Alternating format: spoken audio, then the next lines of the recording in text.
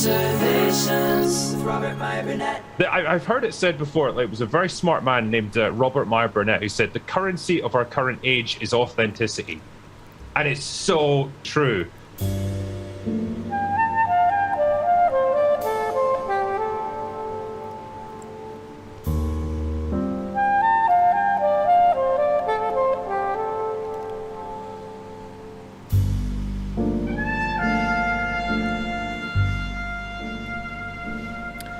Imagination Connoisseurs, in association with Max Allan Collins, writer of Road to Perdition, presents True Noir, The Assassination of Anton Cermak, a 10-chapter, fully immersive audio drama, which is proud to announce veteran actor David Strathairn in the role of Frank Nitti. That's right.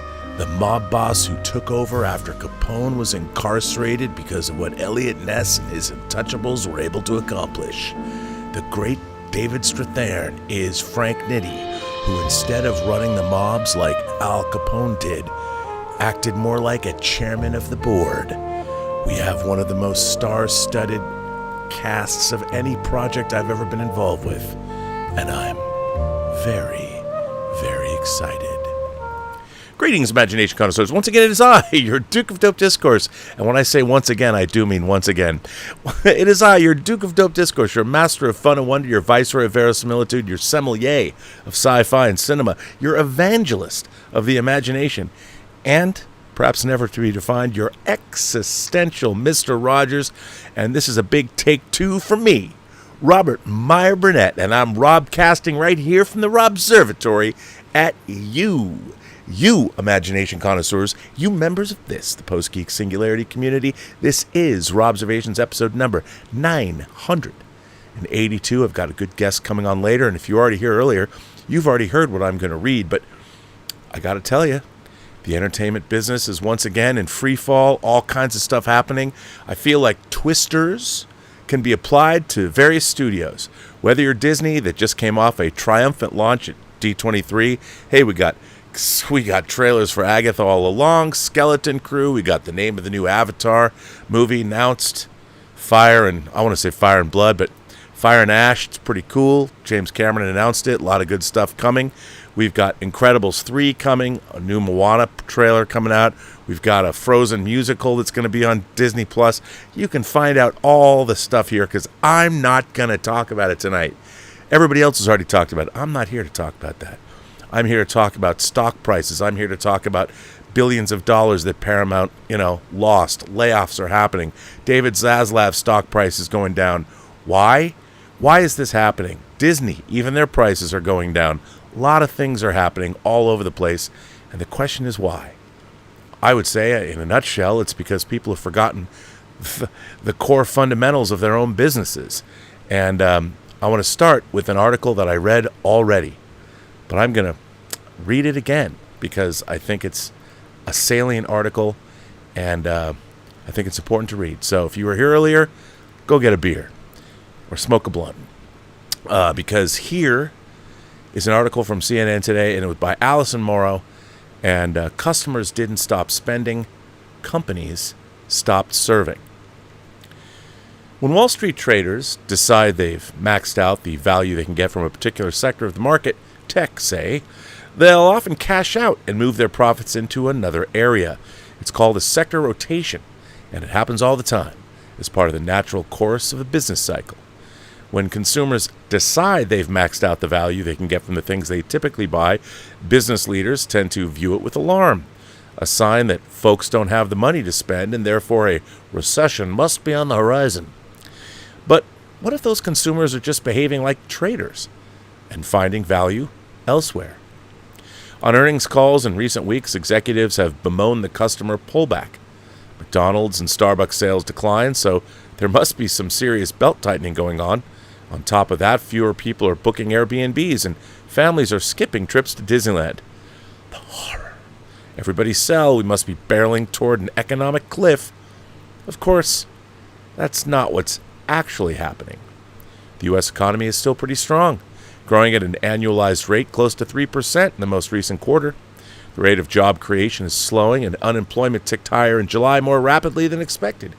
Still, there are 6 million more Americans working now compared with before the pandemic, and wages are outpacing inflation. While any pullback in spending can be a worrying sign for the U.S. economy, a machine fueled largely by people buying things, it's important to zoom out before you freak out. Mickey D's versus the Texas Roadhouse. Yes, we're buying fewer Big Macs and $7 lattes, but it's not as if Americans have stopped going to restaurants. They're just being a bit more discerning when they do. In fact, as this author wrote last month, many Americans are still eager to spend. They're just not willing to pay Texas Roadhouse prices on McDonald's food that they summon by tapping buttons on a kiosk and eat in their car. Instead, they're going to a Texas Roadhouse where they can sit down and have some service with their meal, or they're swinging through Chipotle, which saw sales shoot up 11% last quarter at stores open at least a year. The travel industry is also seeing demand soften, but it's softening relative to the huge boost it got in the months after COVID restrictions were lifted. In those days, Americans were flush with savings and making up for a year of missed adventures. These days, pandemic-era savings are largely gone, as is the pent-up desire to get out of the house at any cost. That partially explains some of the gloom in the travel industry. Disney's park problem. Airbnb stock sank more than 13% Wednesday after it reported second quarter earnings that missed expectations and warned of more pain to come. Yes, we are booking fewer Airbnbs, and that may reflect some genuine customer pullback, especially among lower-income travelers who may be opting to stay home. At the same time, travelers who recall a time when Airbnbs were reliably cheaper than hotels have been put off by the home rental sites' cleaning and service fees. Hotel chains aren't seeing quite the same gloom.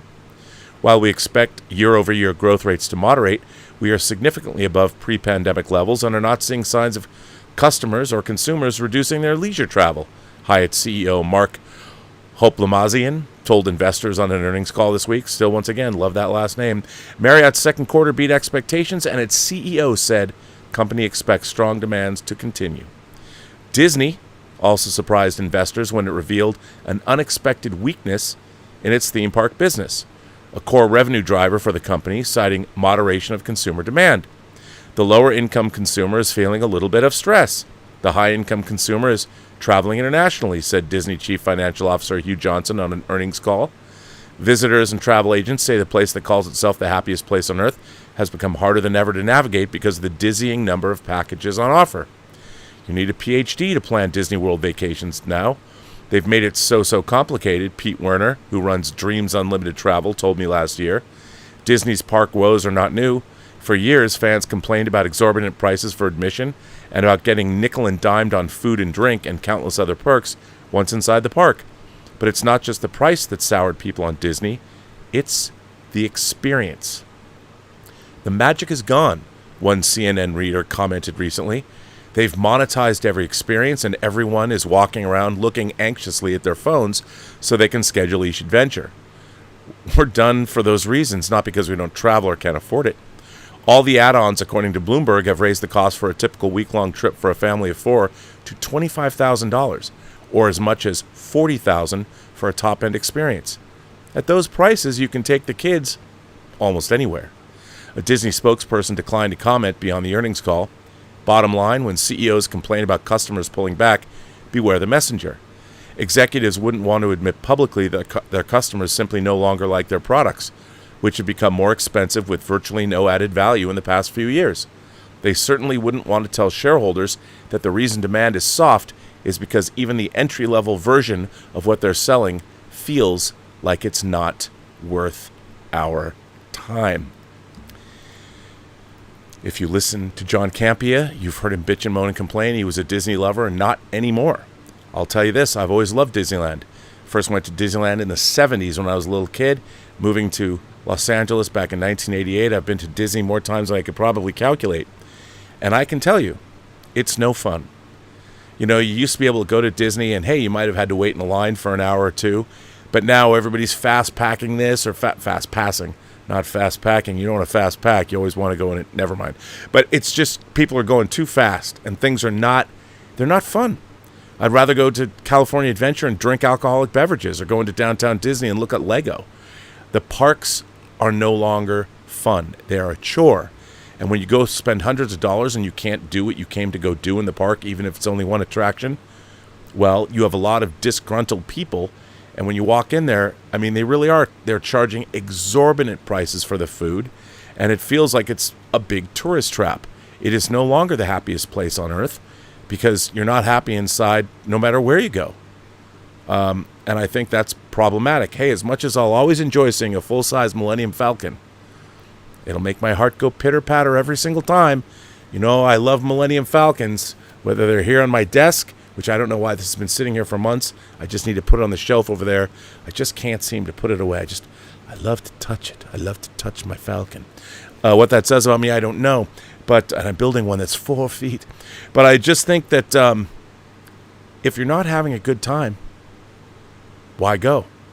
And I think that's true of everything. McDonald's food is very, very expensive now, although they do have a $5 meal. But everything is getting very expensive. And I'll tell you something. Fast food burgers are more expensive, and they're smaller. I feel like everything is getting smaller. And I understand why. Inflation's got everybody in knickers and a twist. And it should. But when everything is more expensive and everybody is trying to maximize their dollars, well, you just feel like you're living in a society that's trying to, pick your pocket everywhere you look, no matter where you go. And at some point, and I've said this before, something's going to break. And let's bring it back to entertainment. Let's bring it back to movies. Now, we have a very interesting box office matchup this weekend. We have the Ryan Reynolds family. You've got Blake Lively, his lovely wife, and if you haven't seen The Age of Adeline, why haven't you? Right in the feels. Oh my God, I love that movie. And you know what? Interesting tidbit. One of her siblings, Lori Lively, was in my film Free Enterprise 25 years ago. So I got a 6 degree of separation with Ryan Reynolds and Blake Lively, and I only have to go through to John Campea to do it. I actually work with one of their family. But anyway, that's neither here nor there.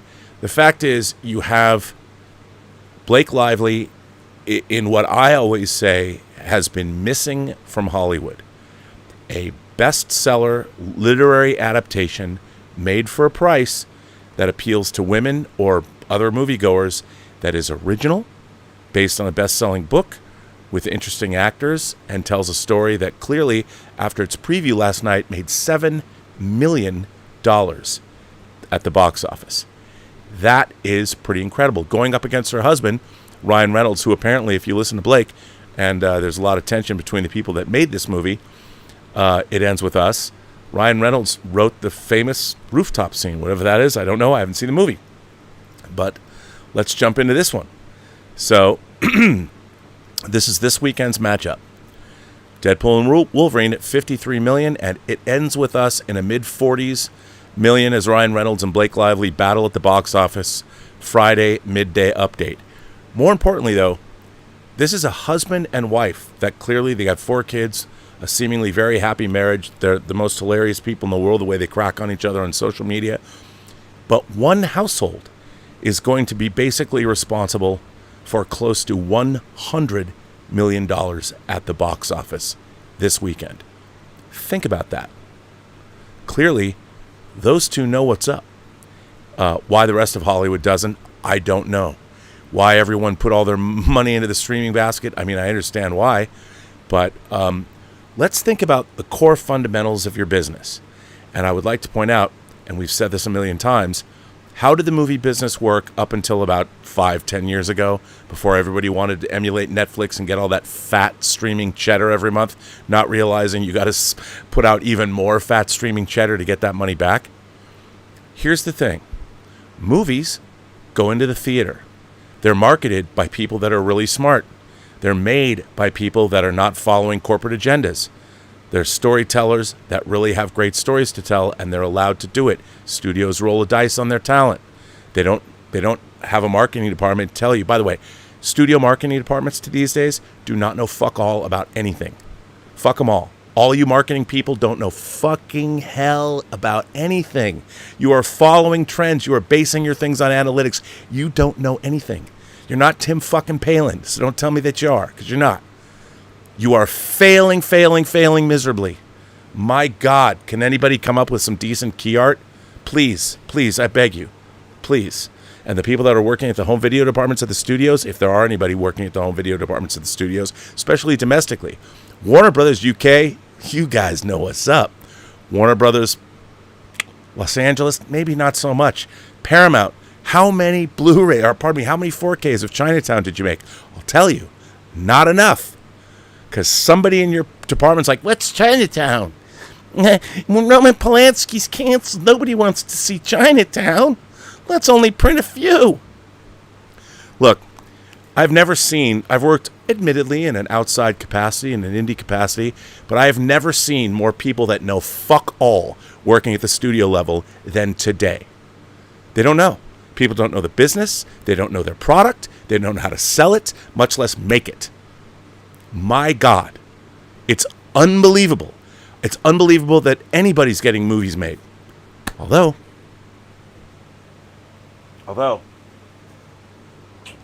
like A24. You can go to their website. They send you birthday cards. They put out their own physical media now. You can buy it right from their website. Here's Love Lies Bleeding. Talk more about it on Let's Get Physical Media. But A24 is not just a studio. They're a brand and a lifestyle. They know what's up. They know what's going on. Neon, 5 palm doors in a row.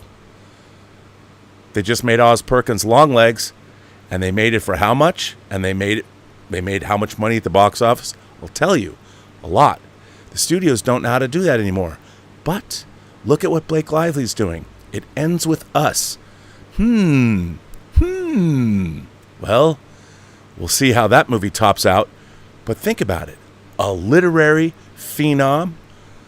Women everywhere love it. I mean, it's about a woman that gets out of a battered relationship. It's not exactly a fucking Notebook, but you know what I'm saying? They made it, and it made $7 million in previews from a mostly 85% female audience. Someone knows what they're doing. Someone knows what they're doing. And one of them, and both of them, live in the same house. Anyway, this is by a friend, Anthony D'Alessandro. It was published today at 2 o'clock in the afternoon. Deadpool and Wolverine is going to make $53 million its third weekend. It ends with us in the mid-40s as Ryan Reynolds and Blake Lively battle at the box office. They're not battling, as Blake Lively will tell you. Ryan Reynolds wrote a scene in this movie, but I guess no one's supposed to know. Right now, Ryan Reynolds has the edge over Blake Lively. Pardon me, can I amend what I just said? There is one person that knows how to market movies. Ryan fucking Reynolds. As a matter of fact, he knows how to market Aviation Gin. He knows how to market Mint Mobile. He knows how to market football teams. Ryan Reynolds pretty much knows how to market everything. Why don't you just hire him? All the Hollywood studios should hire him.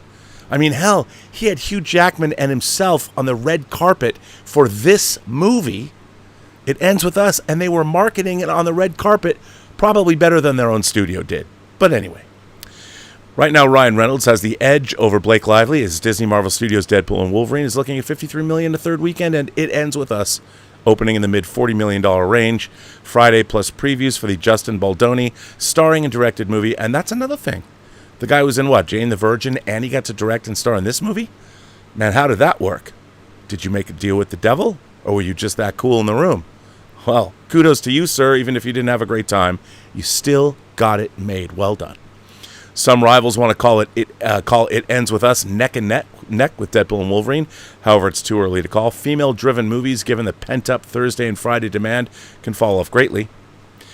Like in the 40 percentile on Saturday off Friday previews, 2014's The Fault in Our Stars, which is based off the John Green bestseller, posted $8.2 million in Thursday previews, then a first Friday of $26 million, followed by a $12.6 million Saturday. A 53% drop off Friday previews combined for a $48 million opening. See how that works? Okay, you want to disparage the female audience coming out? That's fine. But if you make a film for a decent amount of money, and a movie like this, women are going to be watching it. When was the last time you heard somebody mention The Notebook and Ryan Gosling? I'll tell you, yesterday. You do this right, you'll always be making money.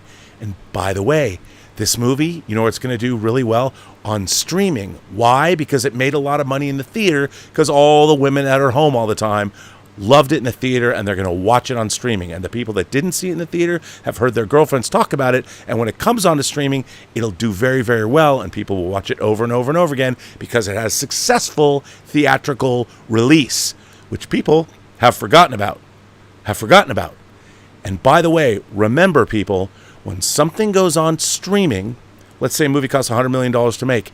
Once it's on streaming, it makes $0. $0. It only gets whatever, maybe somebody signed up for, but it gets a percentage of whatever they took in that month for their streaming subscription fee. But that's split across everything that they make.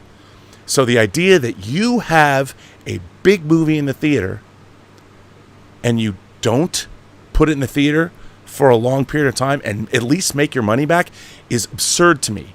Netflix did not... Oh, wait, I can get off this. Netflix spent $450 million making Glass Onion or Knives Out sequels. They already made Glass Onion.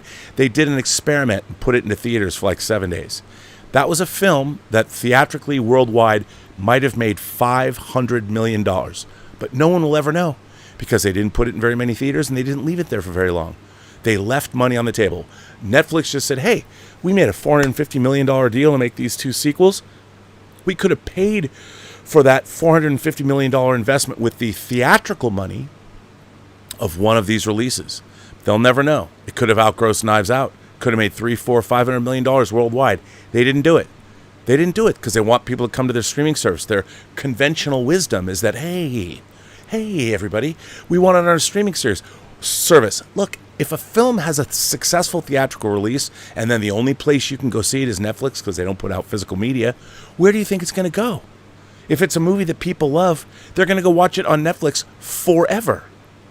And if it had a successful streaming release, then a successful theatrical release, then it will have success on streaming forever. Why these companies refuse to put these movies out in theaters because it doesn't meet with their business plan? You mean it doesn't meet with making money? I mean, Netflix is lucky they're profitable, but they could be more profitable. They could get the money back that they've spent to make these movies. I don't know who's making these decisions. Please show me some analytics that make sense. And to speak to that, there's something else, some other craziness that I don't understand that I would like to touch on. Now, many of you know, you've seen a movie that's coming out called Wolves. It's Wolves. Wolves. So Wolves is a movie that reteams George Clooney and Brad Pitt.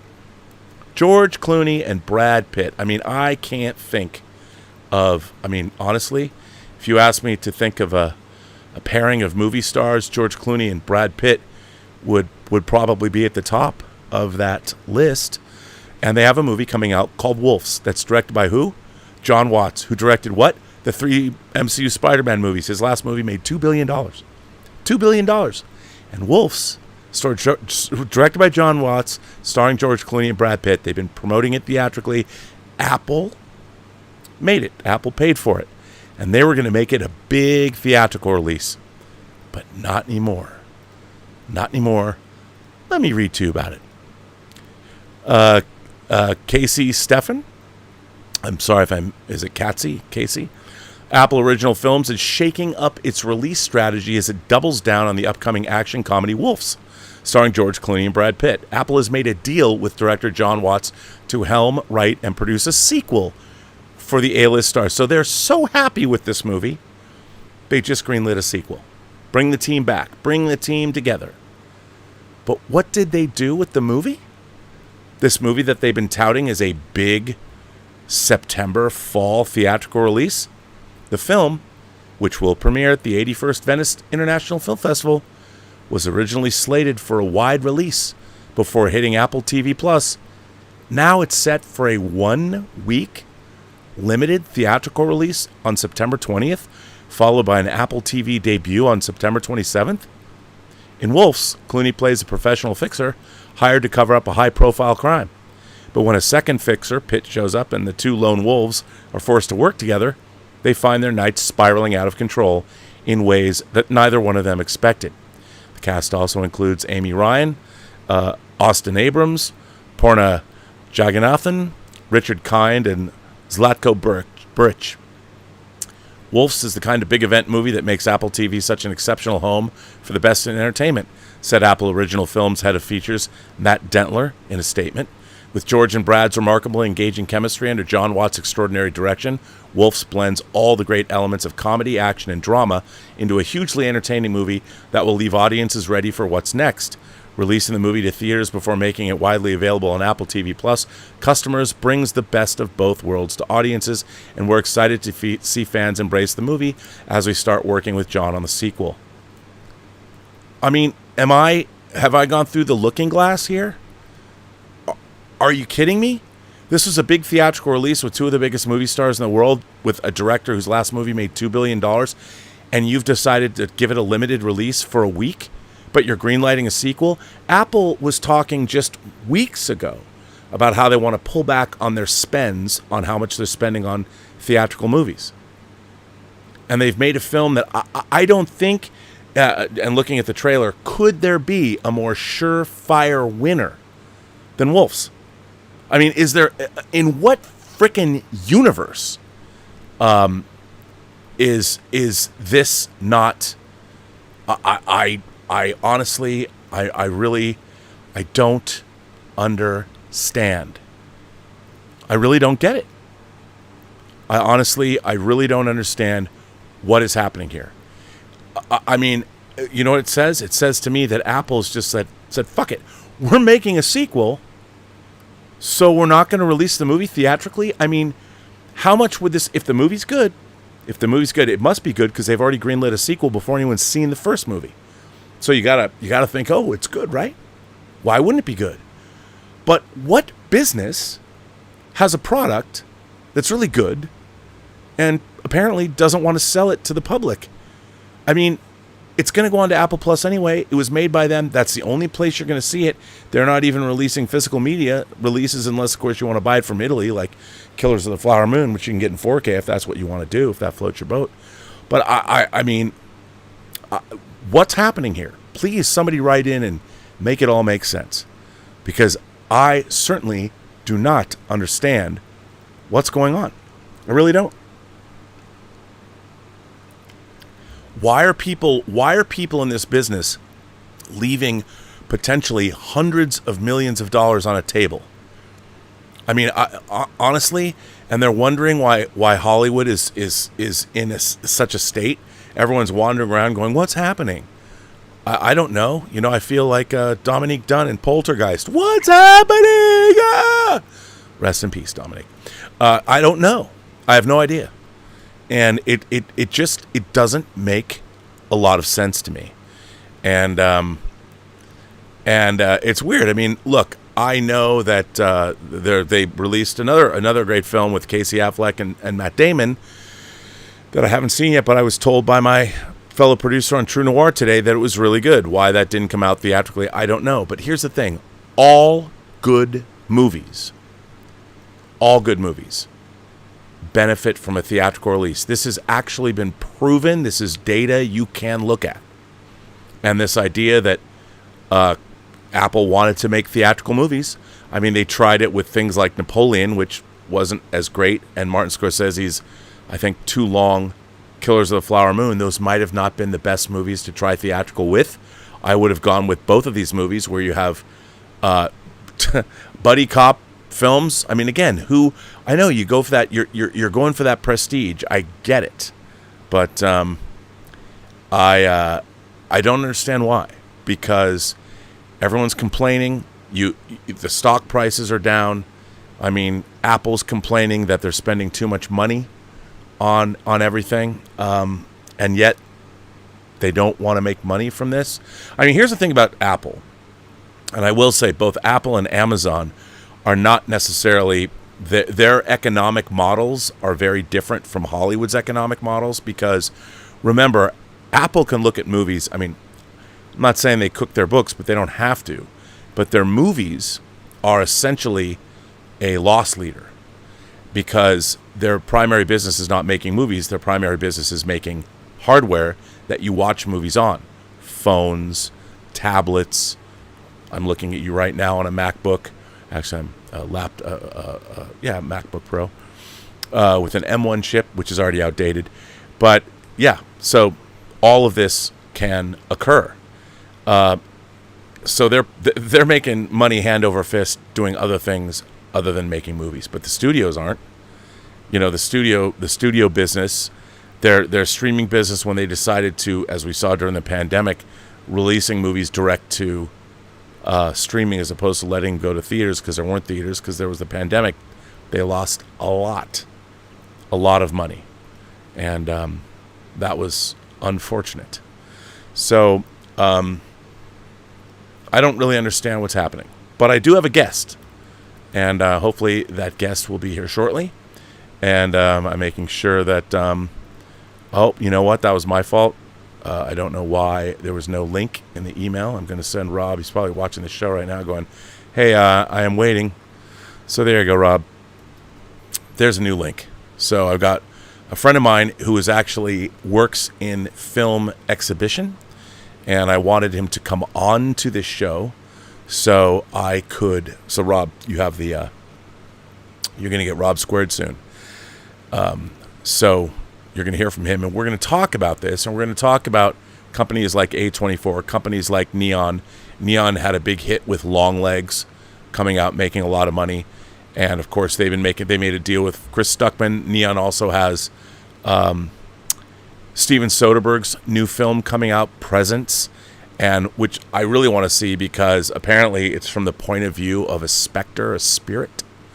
Looking forward to seeing that, and that's coming out. But how interesting it is that Neon, A24, and Neon, A24, and there was another one I was going to say. What am I drawing a blank on? But they're making money, and people like Blumhouse and Paramount with movies like Smile, and we've got a lot of people making money off horror, and we're gonna talk about that. And I have my guest that I'm going to bring on. I'm just going to put him into the show, put him in, coach. So just give me a minute. I'm going to add him to the show and put him on. I hope I can hear him. I don't know yet if I can. Oh, I can hear him. That's good. I can hear him.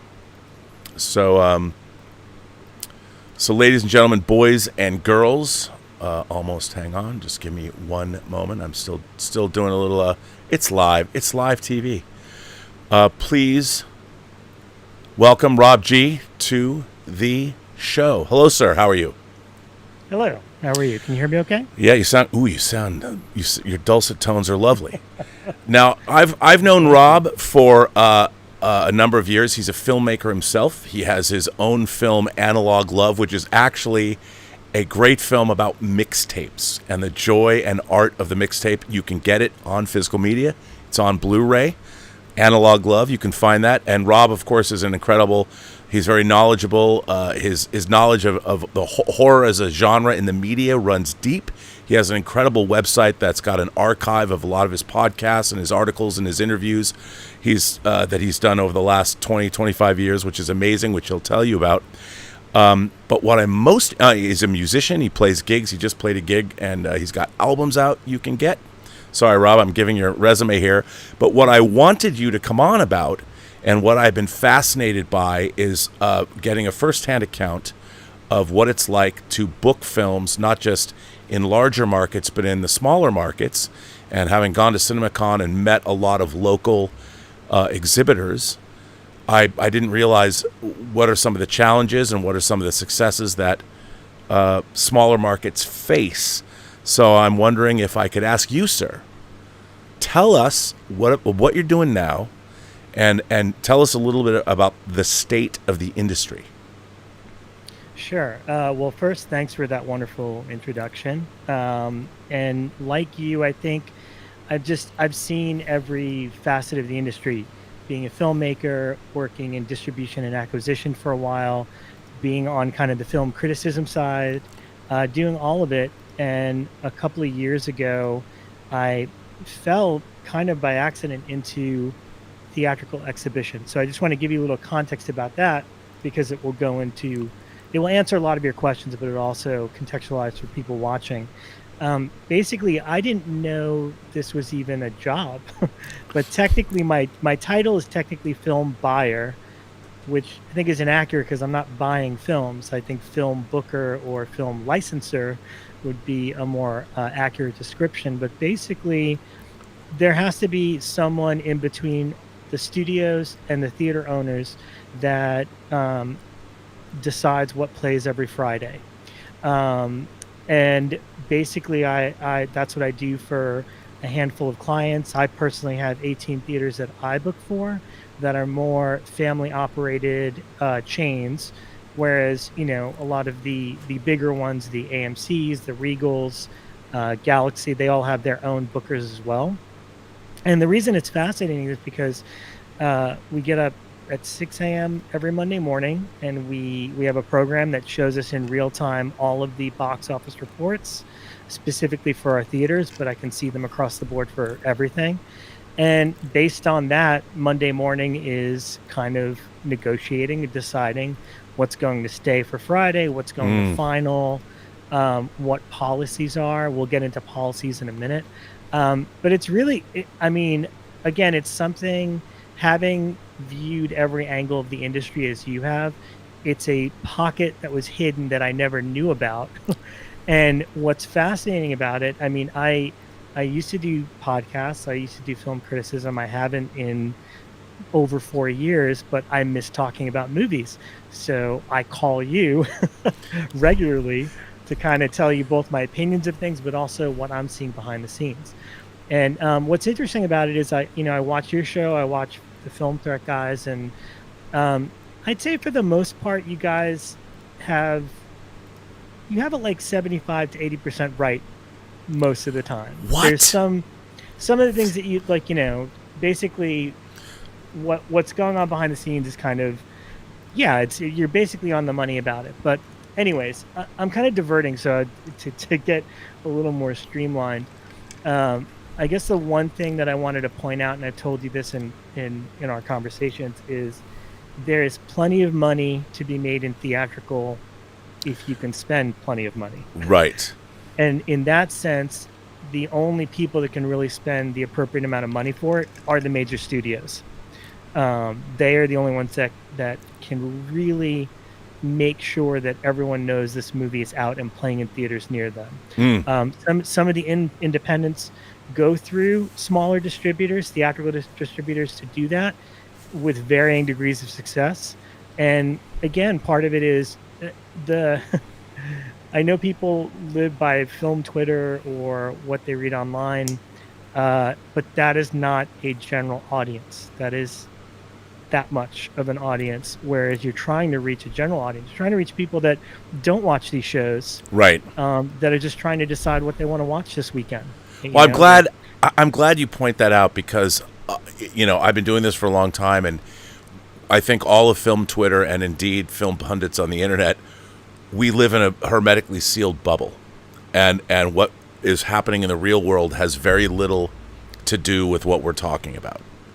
And I'm glad you brought this up, because I think it's a very salient point that we have to remember, which is that there's a big wide world out there. And I have to say, you've been at CinemaCon, I've seen you at CinemaCon. The first time I went to CinemaCon, one of my favorite things was talking with theater owners that own their own theaters. They're not part of a chain. They're in so many rural markets or small towns where people still want to go to the movies. And the travails they have, because they're kind of at the mercy of the studios and what the studios will give to them. And there was a level of frustration they had with the way things were handled. And that was something that I was unaware of. So. Yeah, it is very fascinating. Look, it's beneficial for everybody when everybody plays fair and plays ball.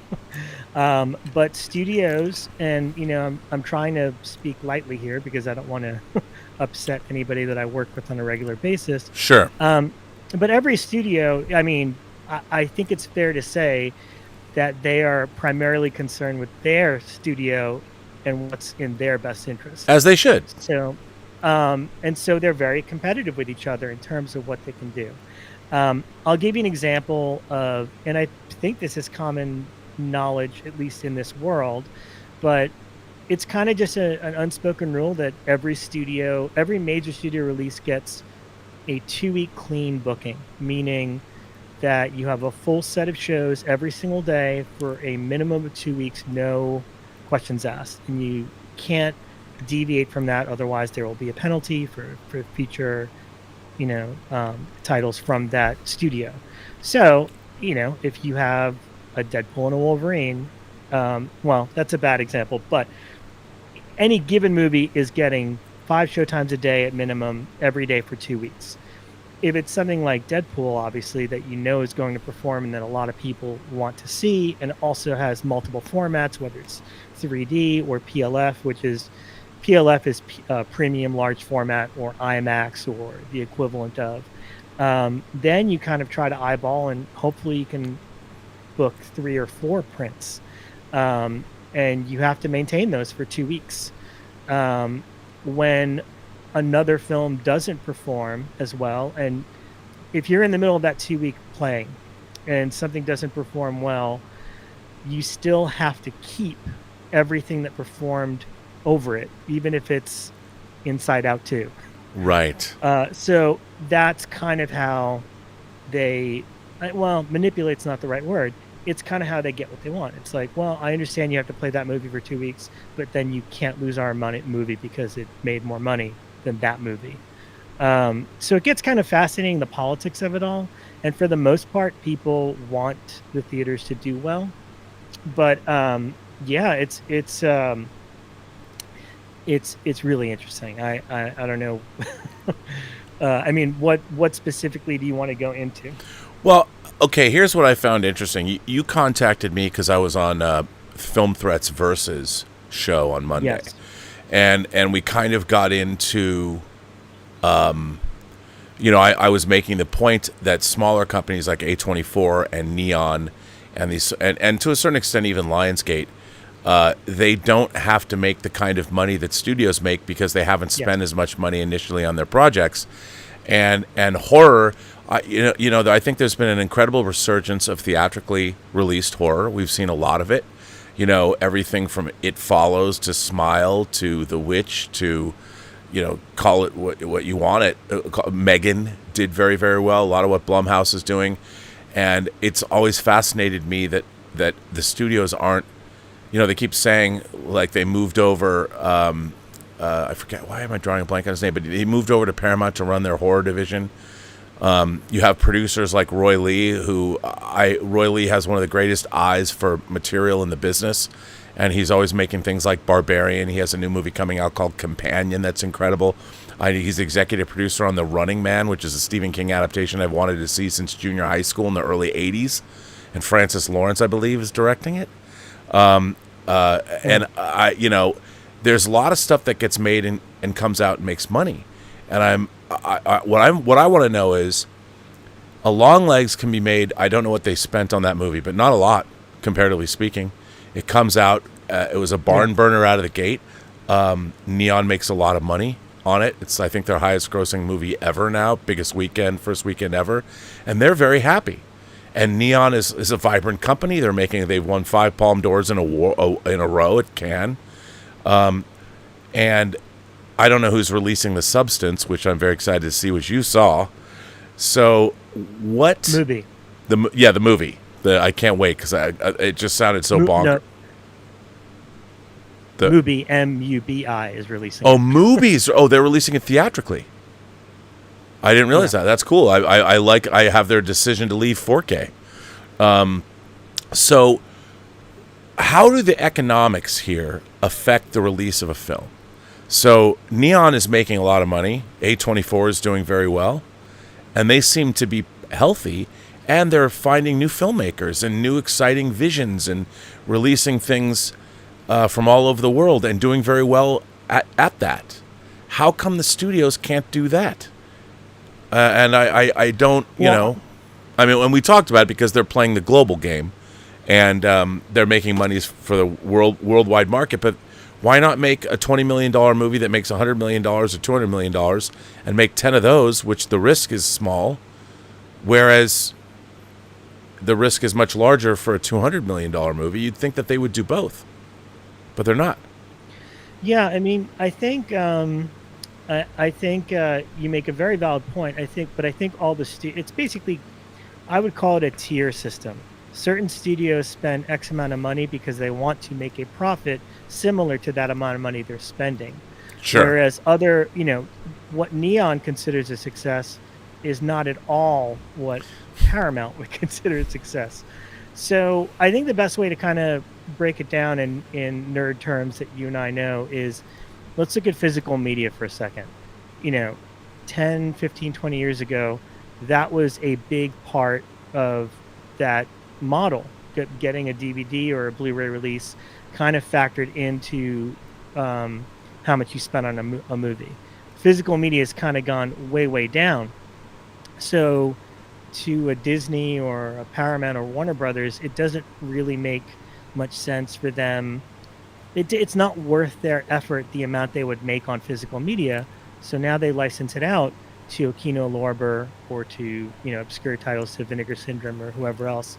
And for those companies that are much smaller and investing a much smaller amount of money, they only have to sell X amount of units to recoup their costs. Sure. And in that regard, it's great for all of us because then we get those films on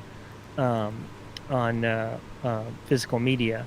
But yeah, again, Neon is interesting because they do take a lot of interesting chances, and their films don't make the type of money that would excite a major studio, but they do very well. Longlegs, to me, is a fascinating anomaly in their model. And that kind of goes back to what I was saying at the beginning about how it takes a lot of money to make a lot of money. And Right. What I mean by that is I have theaters in Oklahoma, for example, and there's certain titles that I'll tell them, hey, this is coming out, blah, blah, blah. And they'll be like, well, but does anyone know this movie's coming out? Because I haven't seen a billboard for Longlegs here. So sometimes a smaller outfit like Neon or A24, and I'm assuming, I don't know their marketing is exactly, but sometimes they'll invest most of their marketing dollars on maybe physical billboards in big cities like LA and New York. Sure. And then a chunk on digital marketing, trying to get people to see it that way, whether it's online, on YouTube shows, on social media. But the major studios have a billboard everywhere. That's what I meant by it costs money to make money. Sure. Everyone needs to know that movie's out. And Neon, for the most part, it's more targeted marketing. They're trying to get a lot of, they're niche genre movies. They're trying to get them in front of the audience they think is more than willing to get out of the house to go see them. Something like Longlegs, I think, benefited from a brilliant viral campaign that went outside the general cinephile. By the way, brilliant marketing campaigin. Yeah, that went beyond what you and I normally. Of course, we were going to see it. I have to say though that that campaign was so brilliant. How and I was looking. I always joke about Tim Palin at Lionsgate. I don't think he's at Lionsgate anymore, but he was a guy that was so good at marketing. You could buy coffee table books of his marketing artwork. It was incredible. And when I saw the campaign for Longlegs, that campaign, it was a long lead campaign. It had, they didn't care whether you knew what it was called, because at first they weren't even marketing the title. And I thought to myself, the marketing made it fun. And you're seeing what the people over a company quietly, which is Steve Asbell is president of 20th Century Studios.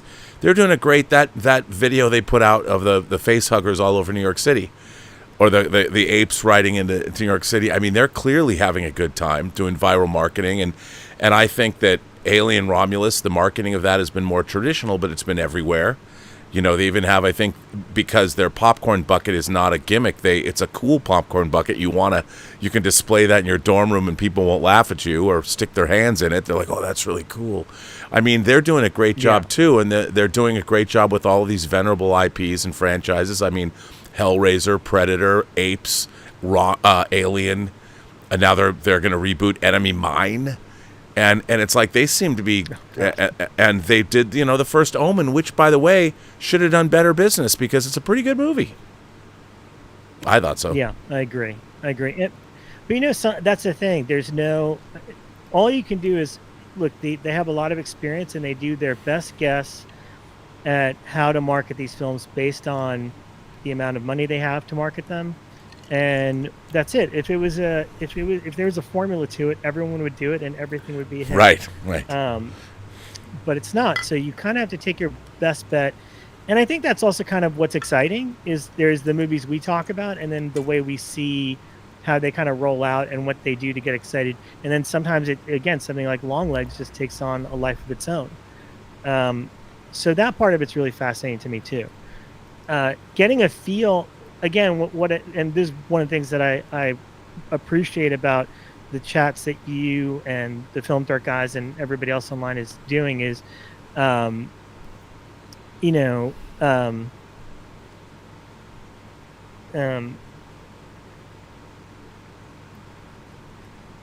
totally lost my train of thought. Wait, no, but what you were saying, what you like, what a lot of the online put is like Film Threat and what I'm doing in terms of what we're talking about. I mean, I like the fact that we're delving into more of the business side of things.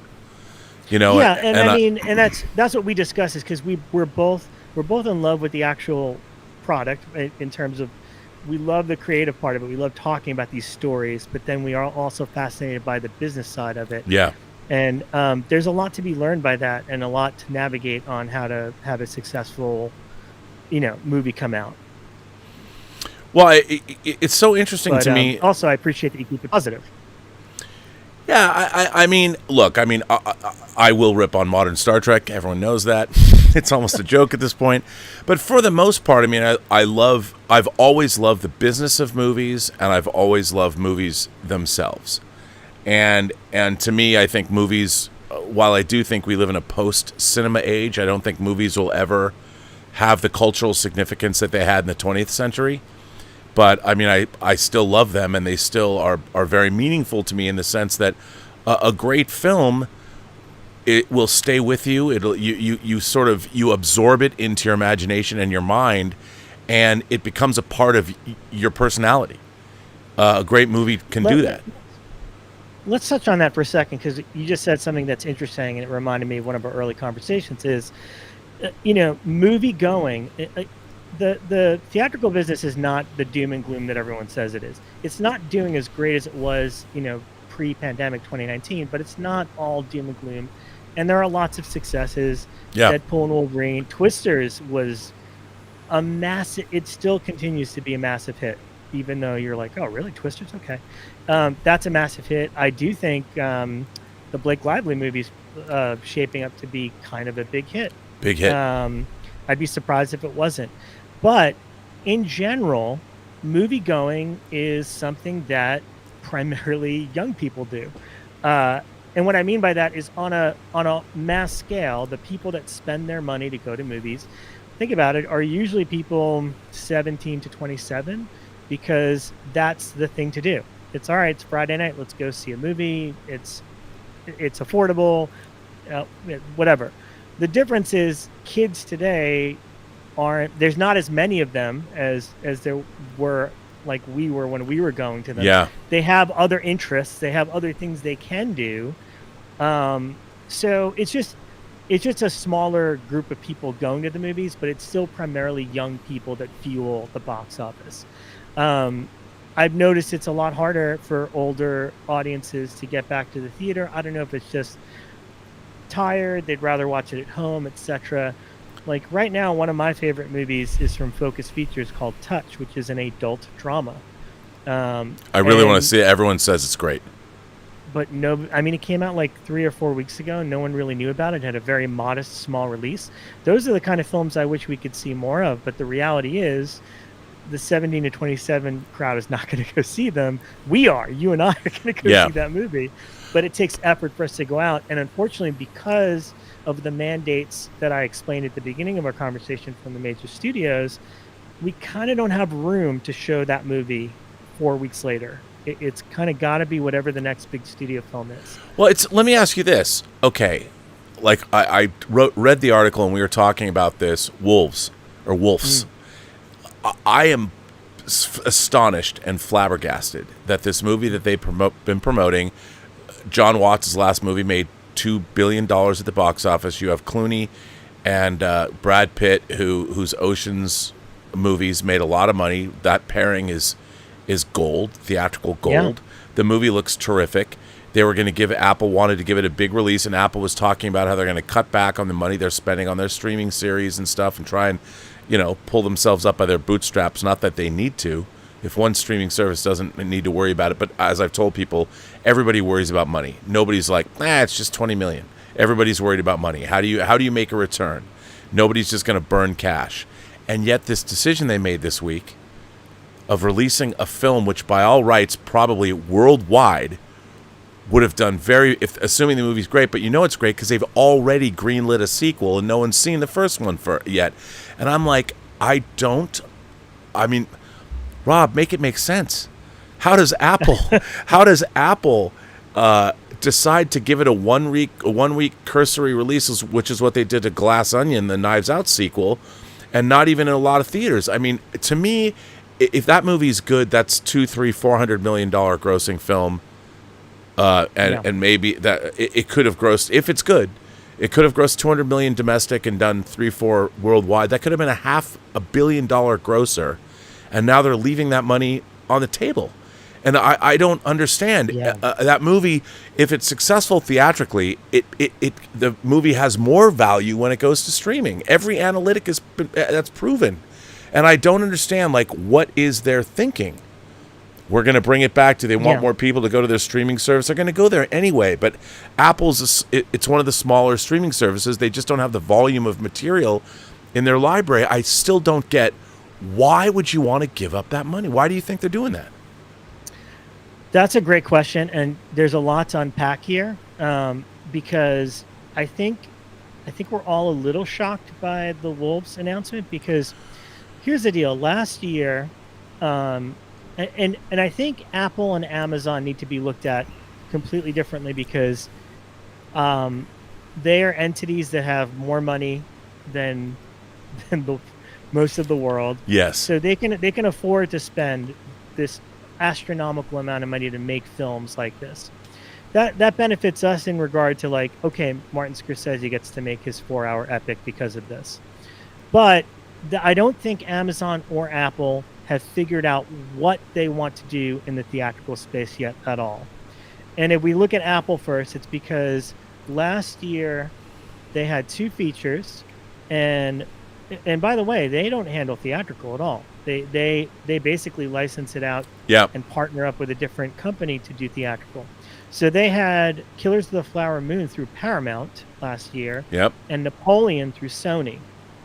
Now, I'm just speaking from my own opinion. This isn't a fact or anything, but my general sense, because both films are long films, which means you can't play them as many times as a major studio film. They only, Killers of the Flower Moon could only get a couple showtimes a day, just because there's not that many hours in the day. But from my general viewpoint, I thought that Paramount did a pretty good job with the Killers of the Flower Moon release. Yeah. I thought so too. Sony did a okay job with the Napoleon release. My opinion is I thought Paramount did a better job with the particular title they had. However, after those 2 came out, Apple did an exclusive deal with Sony. So everything Apple is going through Sony this year. I don't know. Maybe there's something I'm not privy to about the way Napoleon was released that was beneficial to all the parties involved. So this year, Sony has been the theatrical distributor for the Apple titles, and they've been pushing in the same manner that they would a franchise title, or Sony's a good company to work for. The trailers were good, they believe in their product, and those are movie stars. I can't remember, it was a year or 2 ago, but the last George Clooney movie he did with Julia Roberts, Ticket to Paradise, which I believe was Universal. It might have been the end of 2022. That movie was a pretty modest hit. It wasn't a monster hit on opening weekend, but that type of movie had legs.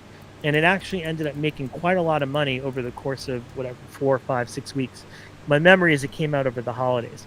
So George Clooney is still a movie star, like plain and simple. So you are correct. I believe that this movie, given half a chance, would make astronomical money. It made Tickets to Paradise made 168 million worldwide, which is great. Very respectable. So I don't understand the variable here. Now, let's go to Netflix. Netflix doesn't care about theatrical at all. They could care less, and they are by far the most successful streamer, and nobody can touch them as much as all the other studios have tried. I think it's just a matter of because they were first, everyone uses it. I think it's as simple as that. It's because Netflix created the model and no one can touch it because it's theirs. They created it. I mean, they have such a variety of, I mean, my God, Elizabeth was watching Love is Blind UK and there's Love is Blind Mexico, and she'll sit there and watch all of Love is Blind. I saw a trailer for a really interesting science fiction movie today. They're always, I've seen, obviously, Squid Game was an acquisition, or they made it or financed it or whatever, but that was incredible too. And they're showing these movies from all over the world. You can see Indian cinema, you can see Korean cinema, you can see Japanese TV shows, and they really had a great foresight to cater to the world. And well, I think Netflix, if you break it down, Netflix has always been, and whether you like them or not, they're innovators. They started out as a DVD mail company. That was an innovation in itself. And then they're like, oh, people, I remember distinctly I think it was like the first season of Dexter that I was watching via DVD to catch up before the second season started. And they put the freaking season finale on disc 12, and I couldn't wait for them to mail it, so I went to Best Buy and bought it.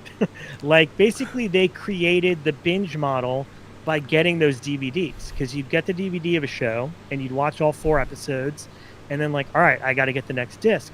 So they've always been innovative in that way. And what I think is genius about their plan is when they started out, they just licensed everything.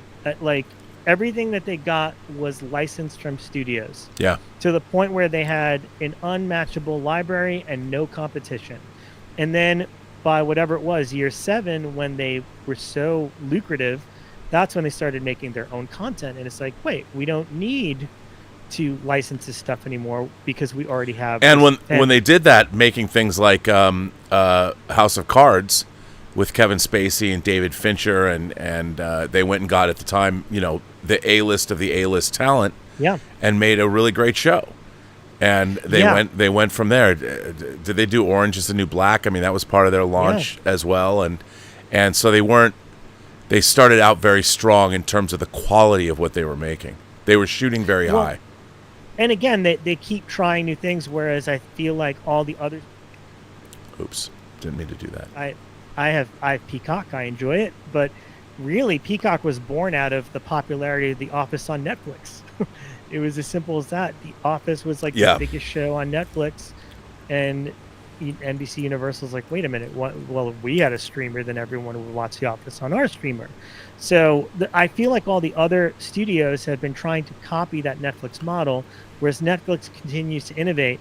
For example, with their foreign selection. I mean, I love Korean cinema. I love Asian action films, and it is bar none an incredible selection. I watch at least one foreign film a week on there. Yeah. And with RRR, that was a huge hit. Now you got tons of Bollywood-like material on there.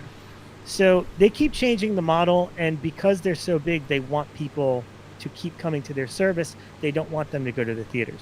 Because fact, and I think you could look this up, the second Knives Out movie, Glass Onion, I believe only played for 1 week theatrical. It did, and they only went to like 700 theaters or 700 screens. And it made something like $11 million, which is astronomical for 700 screens and a 1 week play. In fact, it did so well that our theaters begged to hold it for a second week because they're like, hey, this is making money, and they were not having it. It was just like, nope, 1 week. We fulfilled. Maybe it was their promise to Ryan Johnson. I don't know. But they're not interested in theatrical. Although, but it seems to me, I mean, they could have made $500 million on that as well. I mean, the first movie it made almost $300 million worldwide, and I honestly don't understand. They're going to get it anyway. So, Yeah. I mean, I know they think but people are going to go to Netflix because the only place you're going to get to Glass Onion is going to wind up there. Yeah. And what's interesting about Netflix as opposed to, say, these other streamers, and one of my great frustrations in the way entertainment works today is people think that an IP is what makes it, like, when people think about Star Wars, they just think that Star Wars is going to be, doesn't matter how good it is. It's just that, Star Wars sells, or Star Trek sells, or this sells, and there's no thought that, people just like it. No, it has to be good like everything else. It became the IP that you wanted to have. It became lucrative because people loved it. And now they're diluting all of these IPs by Marvel suffered when Disney Plus said, okay, our entire streaming service, we're going to base it on Star Wars and Marvel content. And the very things that made Star Wars and Marvel what they are were diluted by turning them into these streaming shows. They had to crank this stuff out. The quality control wasn't there. The stories weren't there. The creatives weren't the kind of creatives that were doing theatrical. And they didn't have enough diversity of programming the same way that Netflix does. They weren't going after foreign. They weren't going after anything other. And David Zaslav got rid of, why would you change, why would you get Cinemax's name instead of HBO and name your streaming service Max? I mean, to me, it's like, does that mean we're going to get a little late night something? Rhonda Shear wants to bring back Up All Night, and I'm like, put that shit on Max. I'm all about Rhonda Shear. She friended me on Twitter. I'm like, you go, girl. I will be all behind Up All Night coming back. But it doesn't make any sense to me that HBO, which is a Tiffany brand, that David Zaslav, let it go, because he doesn't watch HBO. He doesn't know the difference. If you asked him, hey, did you like The Wire or The Sopranos better? I'm sure he hasn't watched either show, but he probably saw a few episodes of The Sopranos, and yet these people are making these decisions that seem, cockamamie to me. Yeah. No, it is pretty crazy. I mean, I'll give you what I consider. Here's what I would do, and I'm gonna give it in case there's any Netflix executives watching this. I'm gonna give you this idea for free because I think it's genius, and nobody has had any desire to do this. Okay. You mentioned Decision to Leave earlier and The Substance. These are all titles from Mubi. Mubi it's M-U-B-I. Mubi and they're is a great streaming service. They're excellent. To me, they're kind of like, I mean, I have Criterion Channel as well. If you want to go even more pretentious than Criterion Channel, you go to Mubi. It's like, it's as as art house as it gets. But they have really interesting films. I remember signing up for Mubi specifically because they had the final Zatoichi movie. Right. And then once I got there, Kathy Yan, who directed Birds of Prey? Yeah. Her first feature was on there, Dead Pigs. And I was like, how do you go from one feature to a big DC movie? And I watched it, and I thought it was excellent. And I was like, oh, now I get it. So they curate and get really great films from interesting filmmakers. And it's usually, like right now, they have a bunch of, what's her name? The girl from Killers of the Flower Moon, Lily Gladstone. A lot of her early films are on Mubi. Now, I believe this service I'm about to pitch to you costs a little extra, but Mubi had given it to me for about a year, which is called Mubi Go. And what Mubi Go was it was an app on your phone, and once a week, with this app, there was a film sponsored by Mubi that you could go see in the theater for free. You get in with your membership, meaning basically I proved to them that I'm a Mubi. That's how I saw Decision to Leave. Is literally, it was the movie of the week, and I had a Mubi Go account, and I went to the Lemley, and I scanned my barcode, and they're like, great. Holy Spider, which is an excellent movie. I think that one's on Netflix. Oh, I own the physical media of that. I said, hey, Elizabeth, let's watch this movie. I haven't seen it, called Holy Spider. It's not exactly the most uplifting film based on a true story, but oh my God. Yeah, a very dark serial killer story based on true story. But here's the thing. I loved that. I loved the idea that, okay, I subscribe to the service, and once a week, and it's limited. You can't do it every day like movie pass or whatever. But once a week, if I wanted to, I could roll in a theater and I could see one of their movies. Now the problem with it is Mubi has a small operation, and they don't have a lot of theaters. So I can't go to AMC or whatever. I had to go to Laemmle, and there's not a lot of Laemmles around. So, but here's the thing. I love that idea. I love that service. And so here's my pitch to you, or internet land. It's like, can you imagine, okay, the Knives Out movies. Can you imagine if the new Knives Out movie, the third one, came out next week or whatever, and okay, if you want to go see it, you pay for a ticket like anybody else, a general audience. But if you were a Netflix subscriber and you just showed your Netflix subscription, you get in to see it for free. The fact that streamers aren't offering the opportunity to see their movies as part of your subscription, the way that MovieGo is, it's like like nobody's doing that. And I feel like, but without advertising, would anybody know? I mean, they'd have to spend the marketing dollars to make people know that existed, wouldn't they?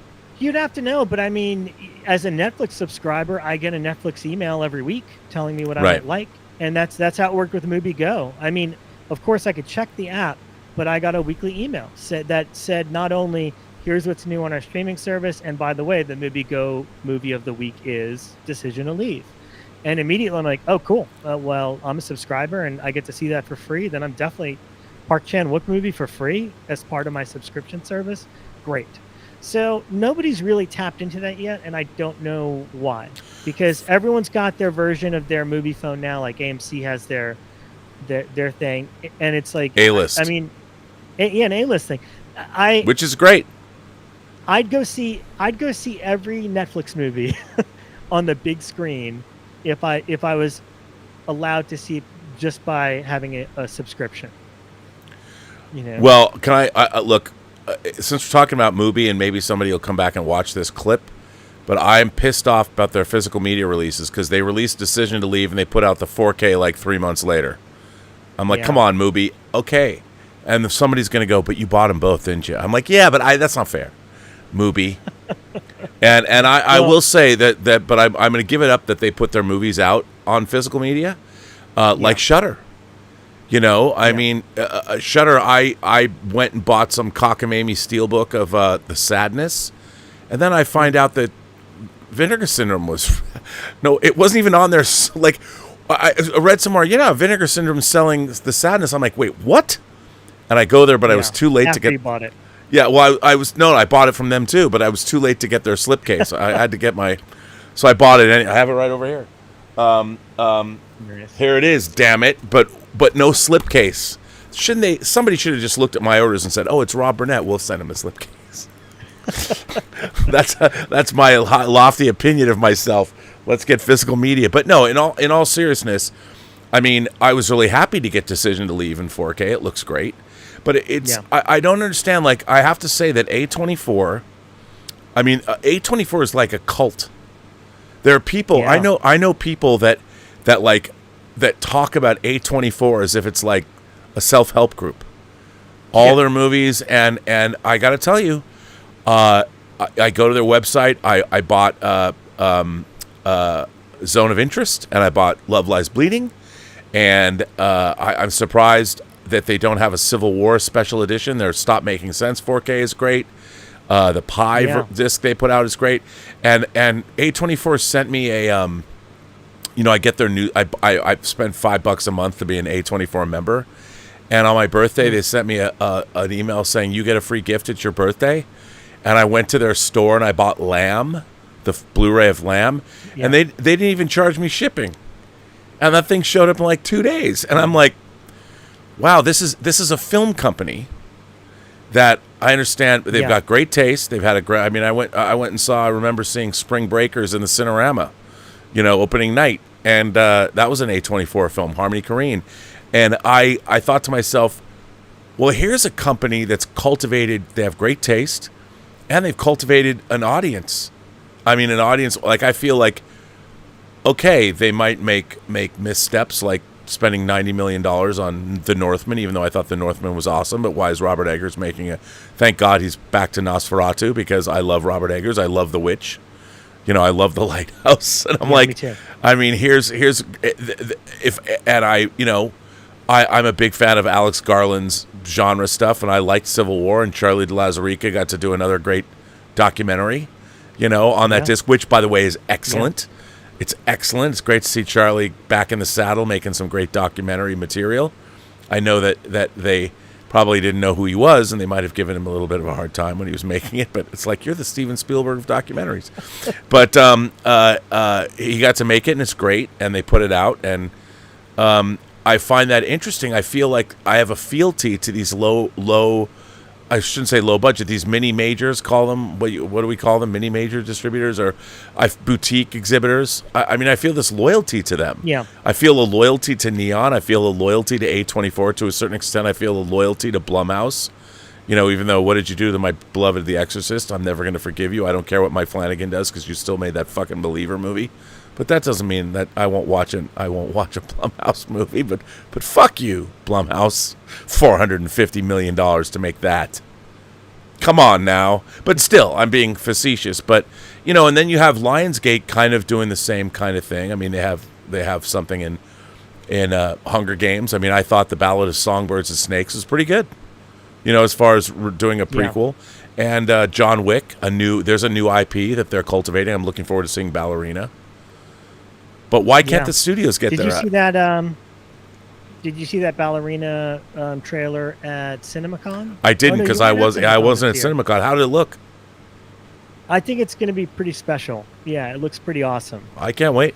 But they've delayed it quite a bit, because I don't think they anticipated John Wick 4 to be like the biggest of the John Wick movies. Right. So I think they want to play the smart play and make sure that it lives up to what the previous movies were, which is great. I'd rather they go back and add things and really, you know, hone the movie to make sure it's a great theatrical experience.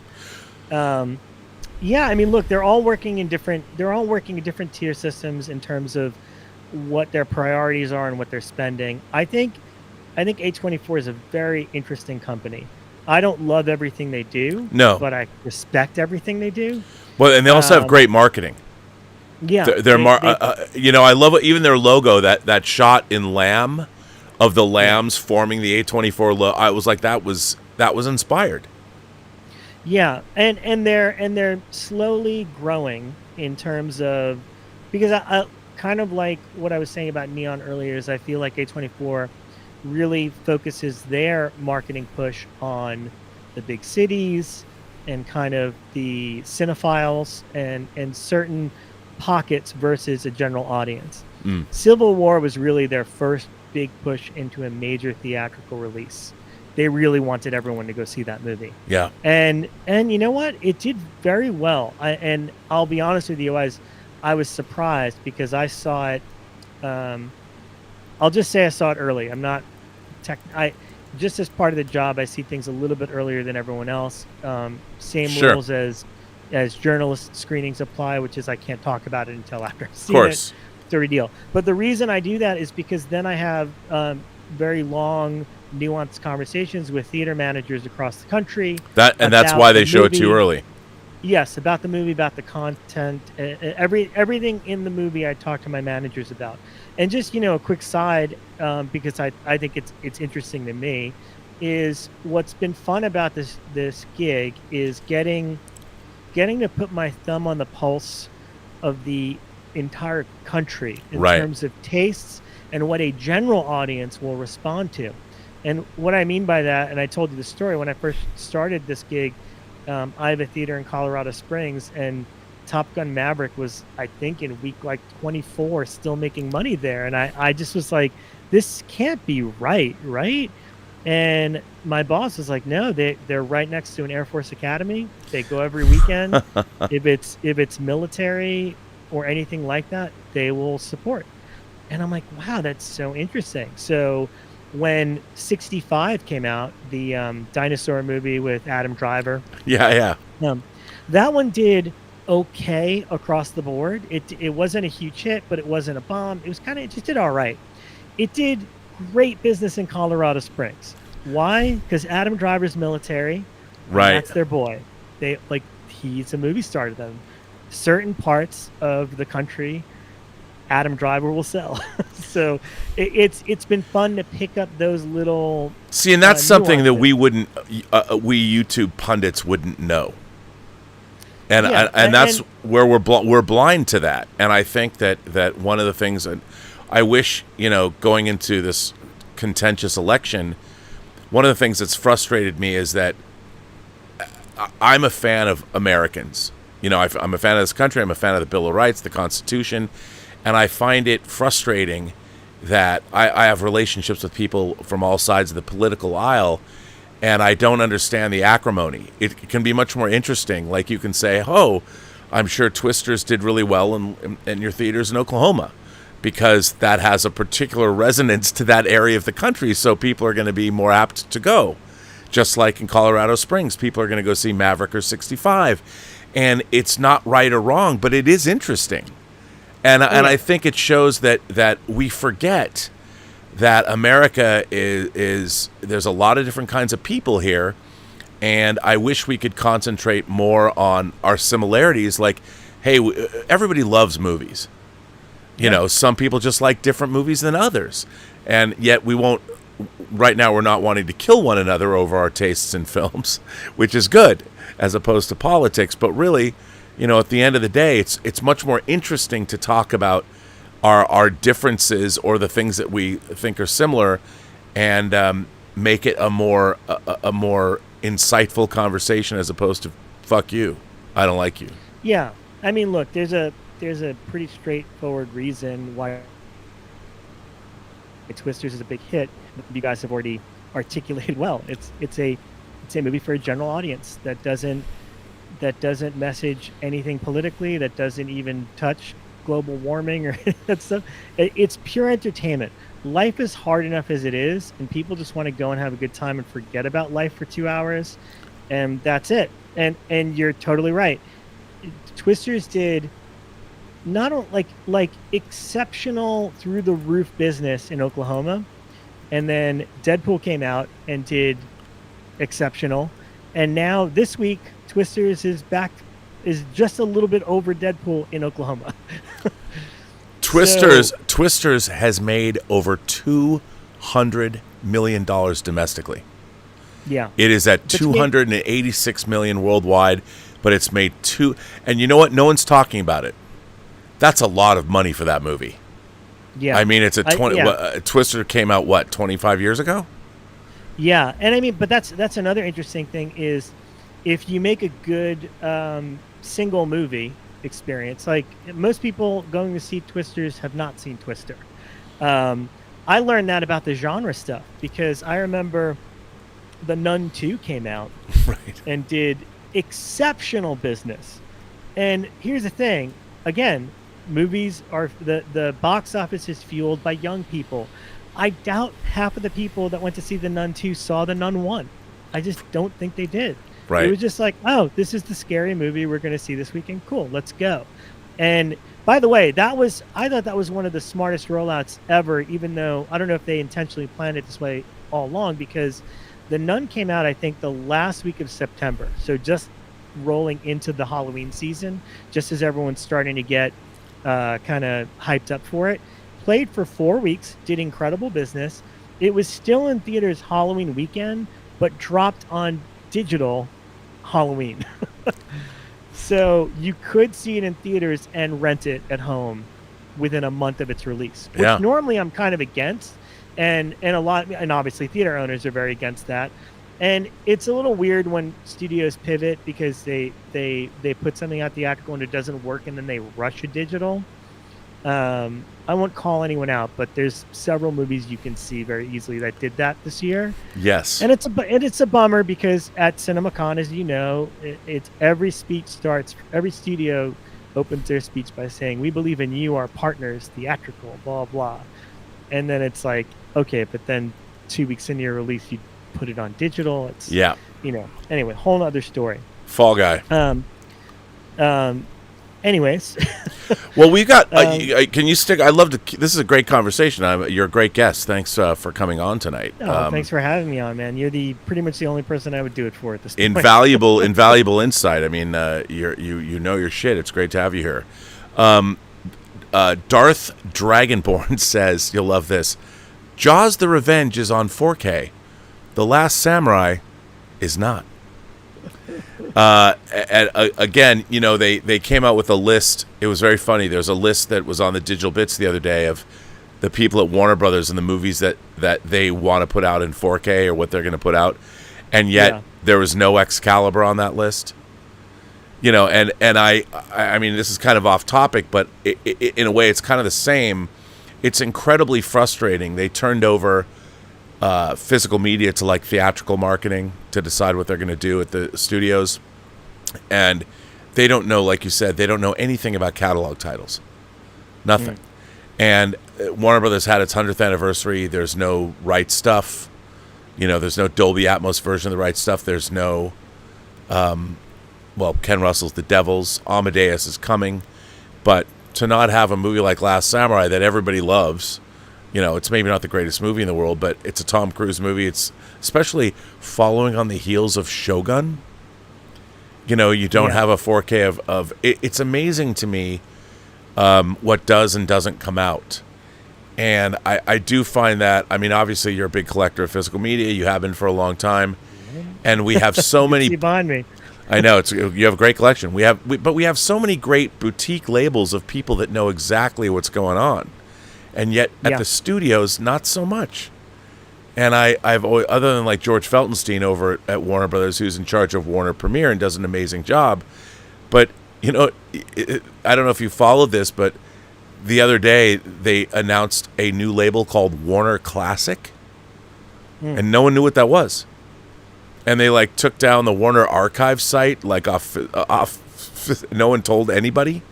Somebody just decided, because one hand isn't shaking the other, and somebody just decided, yes, we have a new label called Warner Classic. Well, what is that? And those people didn't even know what Warner Archive was. And it's like, what are you guys doing? But it's frustrating. Yeah, I mean, I saw today that I'm always curious how these titles get picked for this stuff, but I saw today that documentary American Movie is getting a 4K release. I know. It's like, look, I love that movie. Me too. A lot. I don't know if we need a 4K upgrade of that particular title. Well, it's I mean, it's not like it's going to make the best use of the format. Yeah. You know, look, I mean, I love 4K, I do, but you have to spend the money and do it right. Yeah. Well, you know, you also, I will say this, that these are, look, we're talking about huge corporations, and this is a giant machine. Like, let's take Warner Brothers, for example. It is a giant machine, and so many variables and so many pieces moving on the theatrical side, on the Mac side, on the physical media side, or whatever. But I truly believe, based on my own personal experiences, the people that I deal with on the sales side of theatrical, they love movies. There are people within all these companies that absolutely love movies and are there for the right reasons.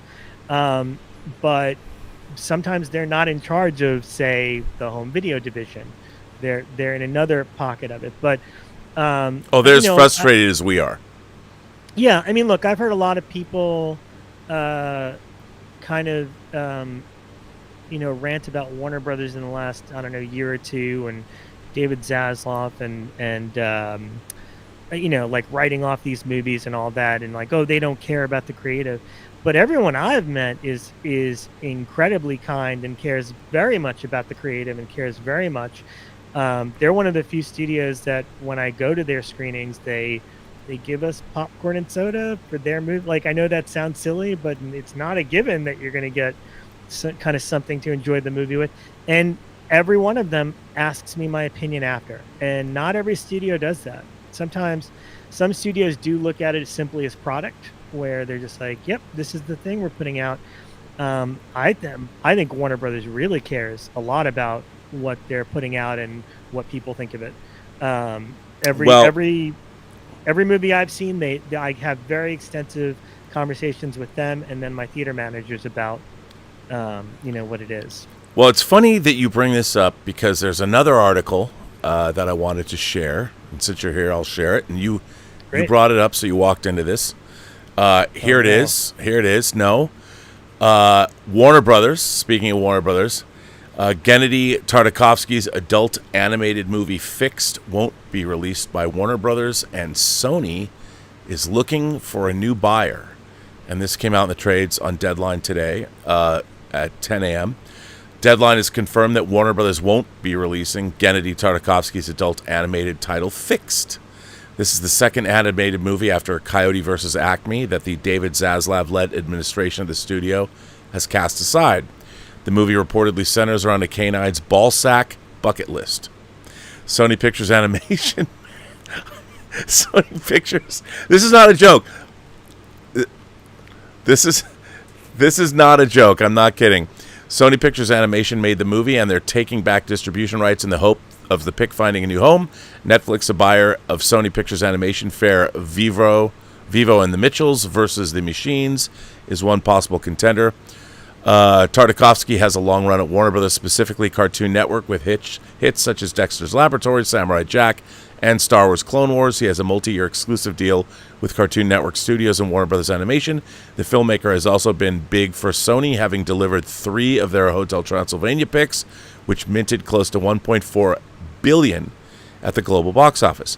When it comes to killing movies of late, Warner Brothers Discovery is very strict on what they gamble on, because if it can't stick theatrically, they don't want to get behind it. The entertainment conglomerate remains in dire straits in the wake of the enormous loss after a $9.1 billion impairment charge to account for slipping advertising and uncertainty around sports renewal rights. After losing the NBA package, shares fell to $6.73, a 52-week low. Yesterday, their current market cap is $17.3 billion. Now I ask you, filmmakers with great pedigrees, as this pointed out, I mean, he's made a lot of money, and I mean, maybe it's the subject matter. I mean, a ball sack dreaming dog that probably was, neutered, and I mean, I heard that Coyote versus Acme was good. I talked to a friend of mine who had seen it and said it was good, and I can't help but think that maybe David Zaslav didn't understand what Coyote versus Acme was. Like, he couldn't wrap his head, because if you don't watch Warner Brothers cartoons, you're not a Looney Tunes fan, I think it would be very difficult to understand what that was. And I can't help but think this is kind of in the same boat, that it was, the subject matter was off-putting to David Zaslav himself for whatever reason, and he didn't get it, because both of these movies, based on the creative people behind it, and in terms of Coyote versus Acme, it's based on a 1990 essay.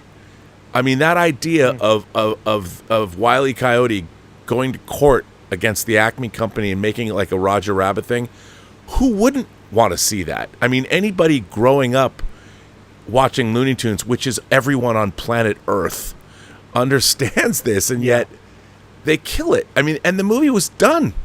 Like, at what point they greenlight the movie? They're making the movie. They made a deal with Sony to release this.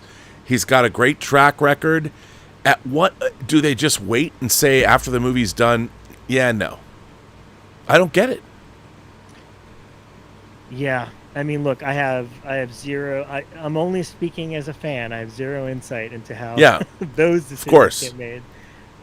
Yeah, I mean, look, it I grew up on Trauma movies and Full Moon. And we're not even getting the new the new Toxic Avenger movie's not coming out now. And this all makes me want to see it more. Like, me the too. Fact that I just want to.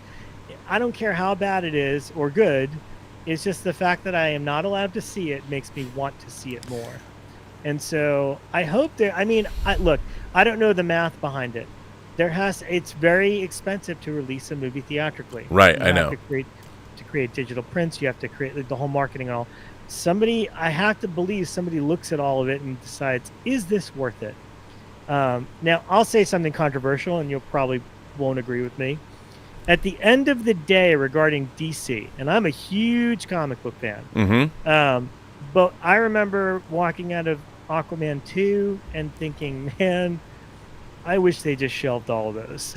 Like all these 5 films that they, kind of had on the horizon. And I like a lot of them. I think I liked The Flash when we saw it at CinemaCon. You know what? I did too. I will die on this hill. I bought it on Blu-ray. 4K. I still like it, but if you recall, the issue with CinemaCon is they lied to us and just said, hey, the film's not finished. The effects are not finished. And so we were looking at it with that eye of, okay, of course that looks funky, but they said they're going to finish it in 3 months, right? And nope, we saw the exact same version of that movie in theaters. And it was kind of a bummer because it also made us all look like idiots. Like, why did everyone praise this movie 3 months ago? It's like, well, because they told us that it was going to be better by the time they finished it. So you see the pieces. Anyways, I like that. I like there's things about Blue Beetle I like. Me too. But at the end of the day, it was like I guess we were just getting so many superhero movies, and it's kind of like I wish they held on to these, let James Gunn do what he did, and just like release them all as Max exclusive movies or whatever at some point, because then we could have celebrated that. Because I think I don't know if you remember this, but I feel like when we was still kind of pandemic era, so when Zack Snyder's Justice League dropped on Max, that actually felt like a special event. It did. We were all like waiting for it. We want to see it. I spent the whole day, like I got like mentally prepared, and I loved the experience. And then talking to everybody about it. I have to tell you, for me, I was saying that it was never going to happen. It's never going to happen but I was saying it from an economic standpoint. There's nobody to pay for it. And nobody understood. I was trying to explain that it's going to cost tens of millions of dollars to finish it. And everyone's like, no, it was finished. And I'm like, you guys don't. It was very frustrating dealing with the Snyder Bros who don't understand the process of how a movie is made. And literally everything I said came to pass. It was $70 million. He had the only copy. It was a black and white version on his laptop. They needed to put all that money in there. But as soon as they created HBO Max, I said on the John Campea show, I said now, or actually maybe it was my own show, I said, you know what? For the very first time, and I think I was the first person online to say this, you can go back and look, I said, now somebody can pay for it. Now HBO Max, there's the money. Because what people don't understand is everybody thinks the studios are sitting on they have a vault underneath their backlots where all this money is kept, and they don't understand that they don't have that. They're borrowing money to make all their movies. And people don't get that. They're borrowing money, which means interest payments kick in. And you can't make a movie. There is no money to just make it. And they can't make it unless there's a return. And with HBO Max, there was your return. They have a certain slush fund to make content for HBO Max. And I said to them, I said out loud, I said that now finally they have it. And they did. They had it. And Zack Snyder was able to go. And for the record, I loved it. I loved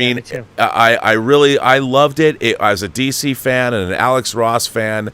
I mean, was it a little overindulgent, like the singing Norwegians when Aquaman went into the ocean? Perhaps that could have been. But everything else, I thoroughly enjoy. I love the feel of it. That's why it's perplexing. I heard that they're going to kill his Army of the Dead universe over at Netflix.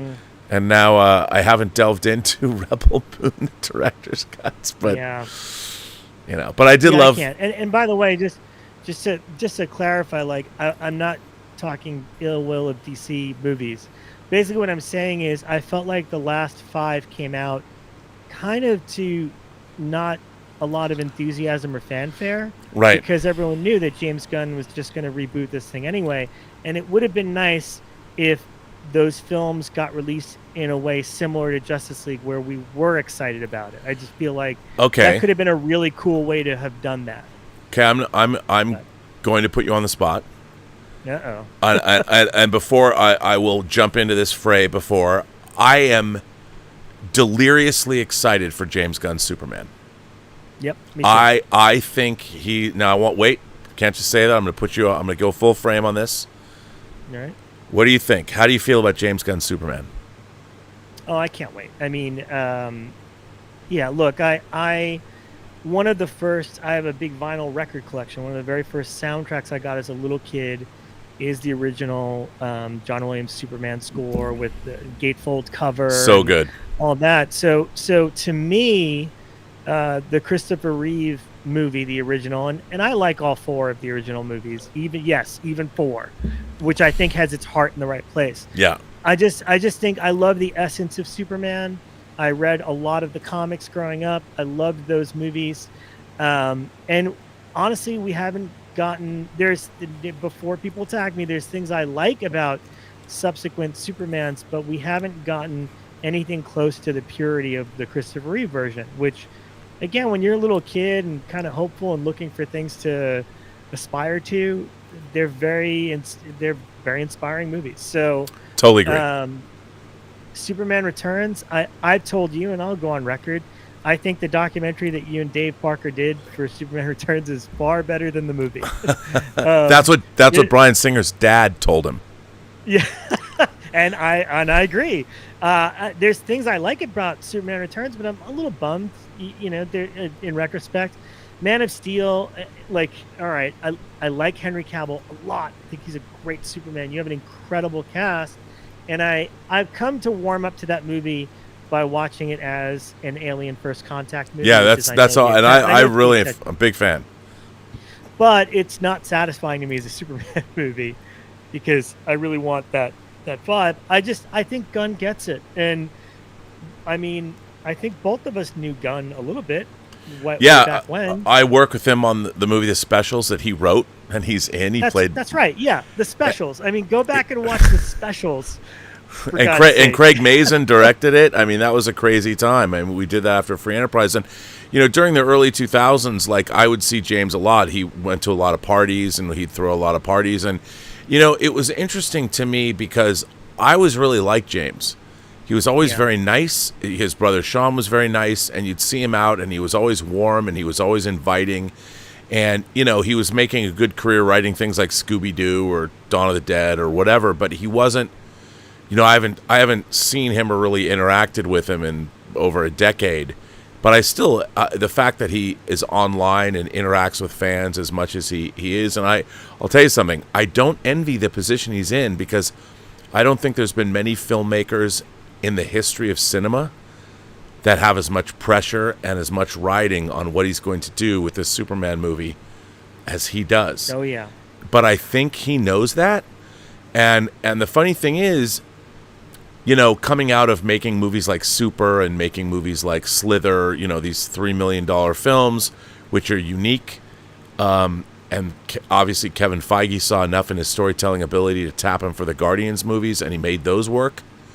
And I really liked his Suicide Squad as well. It might not have made the money, and it might have been a victim of, but he made me weep for King Shark looking at a lover in an alleyway as he's driving in the back of the bus.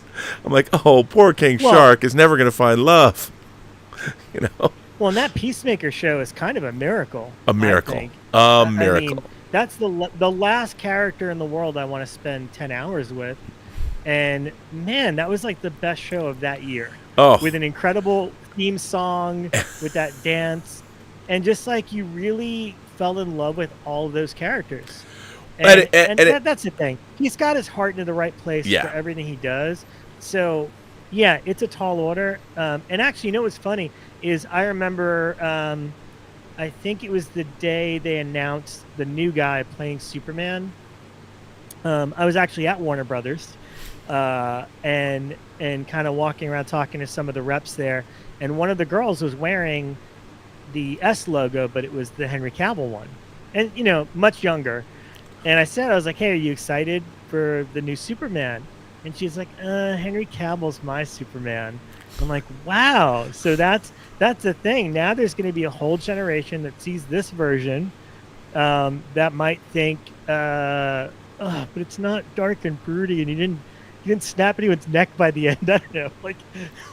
Well, it's funny, Superman. DC announced they're releasing a box set of everything that influenced James Gunn, like a Superman for All Seasons and Whatever Happened to the Man of Tomorrow, Alan Moore's story, and they're all these definitive, over the last 25 plus years, Kingdom Come, the most definitive Superman stories that everybody can read, that is accessible, that really it's all about Superman as this mythic figure that everybody wants him to be. And I'm like, that alone should excite everybody, that those were his influences, because he knows what he's up against. And it's frustrating to see film Twitter or our movie pundit space not believe in him. Oh, these costumes. I mean, people don't understand that things look a lot different when they're not, that people are just taking pictures of them on set when they're not in lit environments. Well, so I have a few more. There's a lot of people that have been writing in. This is a good one. The fan with no name says, Rob, I just finished The Kid Stays in the Picture. Where are the producers and studio heads who are making movies they want to see? Good to see you back.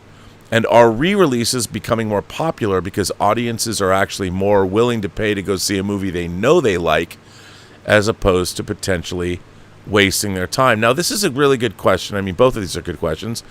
But what do you think about they're releasing all these classic movies, which brings us to another story that I wanted to get to with you, which is Christopher Nolan's Interstellar re-release. But so first of all, how are these, whether it's Lord of the Rings or these older movies that they're throwing into theaters, how are they doing? And obviously they have to fill slots that, because of the strike, there's movies that aren't done. They had to push movies further. But how do you feel about these classic re-releases of movies? And are they doing well? Personally, I love it. I love seeing older films on the big screen again. And we're fortunate that we live in Los Angeles and we have places like the New Beverly and now the Vista. And I'm from New York, Long Island. Cinema Arts Center does a lot of great stuff. Now, in general, and to be candid with you, what I've seen from my vantage point is that repertory actually doesn't make that much money. Yeah. So for most of Middle America and for most spaces that show older movies, they don't really bring in a lot of money. And so I think what's more exciting is, I guess, what we can call event repertory screenings. So there's a lot of different people, a lot of groups in different cities that host screenings that have themes. When it's something like a Lord of the Rings trilogy, like when they're going to do a big marathon. Batman Day is now a thing, September 21st. And we're just starting to look into that. Like what are theaters going to show that day? Are they going to re-show Batman movies? So I'm all for it. I wish more people would adhere to it and go and support those types of screenings, because we would book it more if that was the case. But I really feel like it's more for people that curate their theaters, like people that host events. And I know there's quite a lot all across the country that do that sort of thing. And there's the Hollywood Theater in Portland. I think I might be mixing up two different days, but they showed The Hunger for its 40th anniversary, and Daniel Ash of Bauhaus and Tones on Tail played in the theater. And incredible. I'm like, I mean, for those of you who have not seen Tony Scott's debut feature, The Hunger, I love this movie, and it opened. I mean, it was back when music and movies were sort of, they all fed off one another. But I remember as a kid who was really getting into British music and goth music in the early 80s, to see, because when I first went and saw The Hunger, I did not know that I was about to see Bauhaus in a movie. I had no idea. Yeah. I'm going to see this David Bowie, Susan Sarandon vampire movie, and all of a sudden it opens up with Bela Lugosi's Dead, which is like the stairway to heaven of goth music. And there's Peter Murphy, and Daniel Ash, David James. I mean, I couldn't even wrap I was gobsmacked that's how The Hunger opened. Why it wasn't mixed in stereo, I don't know. Why is that movie in mono? I don't know. But still, and to this day, I mean, the first, really, to me, some people say Flashdance is one of the first MTV movies, perhaps, but the editing style and what The Hunger did, a lot of people couldn't make heads or tails of it. I loved it. I'd read the Whitley Strieber book. I love The Hunger, but man, to see a repertory screening at the Portland's Hollywood Cinema, I've never been in it, but many friends of mine live in Portland. They do that kind of stuff all the time. So kudos to you, Hollywood Theater. Never been to your theater, but I've always wanted to go. I've been outside of it. But I love that people are still doing that stuff. Yeah, I have family in Phoenix, Arizona, so I tend to go there pretty regularly. And my friend Aaron Hudson and Daney do a series called Cinesylum, which is they show genre movies like once a month. And I've been to quite a few while I'm there, and they get a packed house, and people really get into. I saw Miss 45 the last time I was in Arizona with that whole crew, and it was nuts. And I bet people who've never seen it are like, oh my god. It was. You know what? I've always been lukewarm on that movie, and that was the best time I had seeing it. So yeah, kudos to everybody that hosts those kind of events, because that's, I think, where repertoire really lives. Yeah. I have a question for your audience, and I can't see comments, so you'll have to tell me how they reply. But in general, I'm just curious, for your local theater, when you go to see movies, how is the audience respectful? Is it policed at all in terms of people pulling out their phone, talking, etc.? Do most people go to the movie? Because again, we're lucky. We are in Los Angeles where most people respect the rules. So I don't have a general sense of if this is commonplace and people are just used to it and it's part of the movie going experience, because it would deter me from going if people are constantly on their phone. That said, I talk to a lot of my owners, and the concern there is they don't really want to police or say anything because they've had such struggles getting people back in theaters post-COVID that they almost don't want to offend an audience member to not come back, regardless of their behavior. And so I thought that was interesting. I was like, oh man. Well, that's okay. I can see people are talking about Rogaine and hair. Oh, here's a good one. So Ishai says, my local theater is okay, but I was traveling and went to see a movie and kids were just on TikTok, which was weird. Star Trek and says, depends on the cinema, but my nearest one, people say very disrespectful things and made me stop going to that one. Alvaro Zenos, by the way, hang on. Since Alvaro's in the chat, one of the more interesting books I've read in a long time is Equimedian. Here's the hardcover. And if you like, it's very interesting. He's one of the most interesting guys I've met in a long time.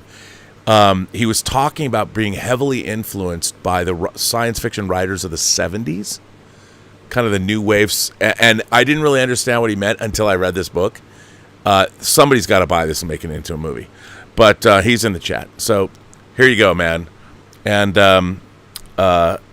get this and get the hardcover because it's great. But Alvaro says, audiences have slowly become less respectful over time. Policing and monitoring has declined over time as well, in my experience. Let me ask you this. When I was growing up, nobody talked in movies. Like, it would not be tolerated if you said something. The whole theater would turn and look at you.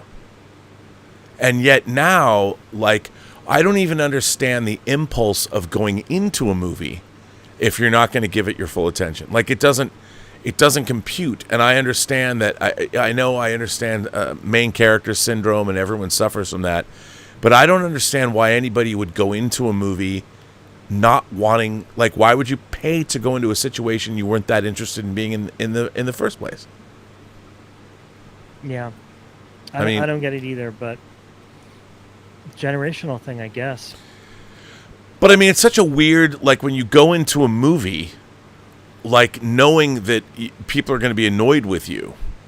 Like, is it a power play? Is it what does that mean? It's such a weird. I don't get it. Major Chai says, my audience is respectful, but I also tend to go to matinees to avoid large crowds. Yeah. Rick Alfonso, who I was hanging out with at Comic-Con says, people in the back row are more likely to check their cell phones. That's interesting. Rex Smith says, I love Chicago as a city, but their movie theaters are a nightmare. Brad Wyatt says, I won a movie ticket a week for a year for my local theater that's celebrating 52 years. I've noticed a lot more respect to movie going over the last 20 weeks, for sure. Side Ops Diecast says happy birthday to me. Ricky B says, I go to Cinemark 22 and there was a group in front of me on their phones and talking throughout the entire movie. I decided to go back Tuesday morning for discount day. There's some lesser known, you shouldn't bring your phone into the movies. You know, I have a tactic. I like to put on my best Clint Eastwood.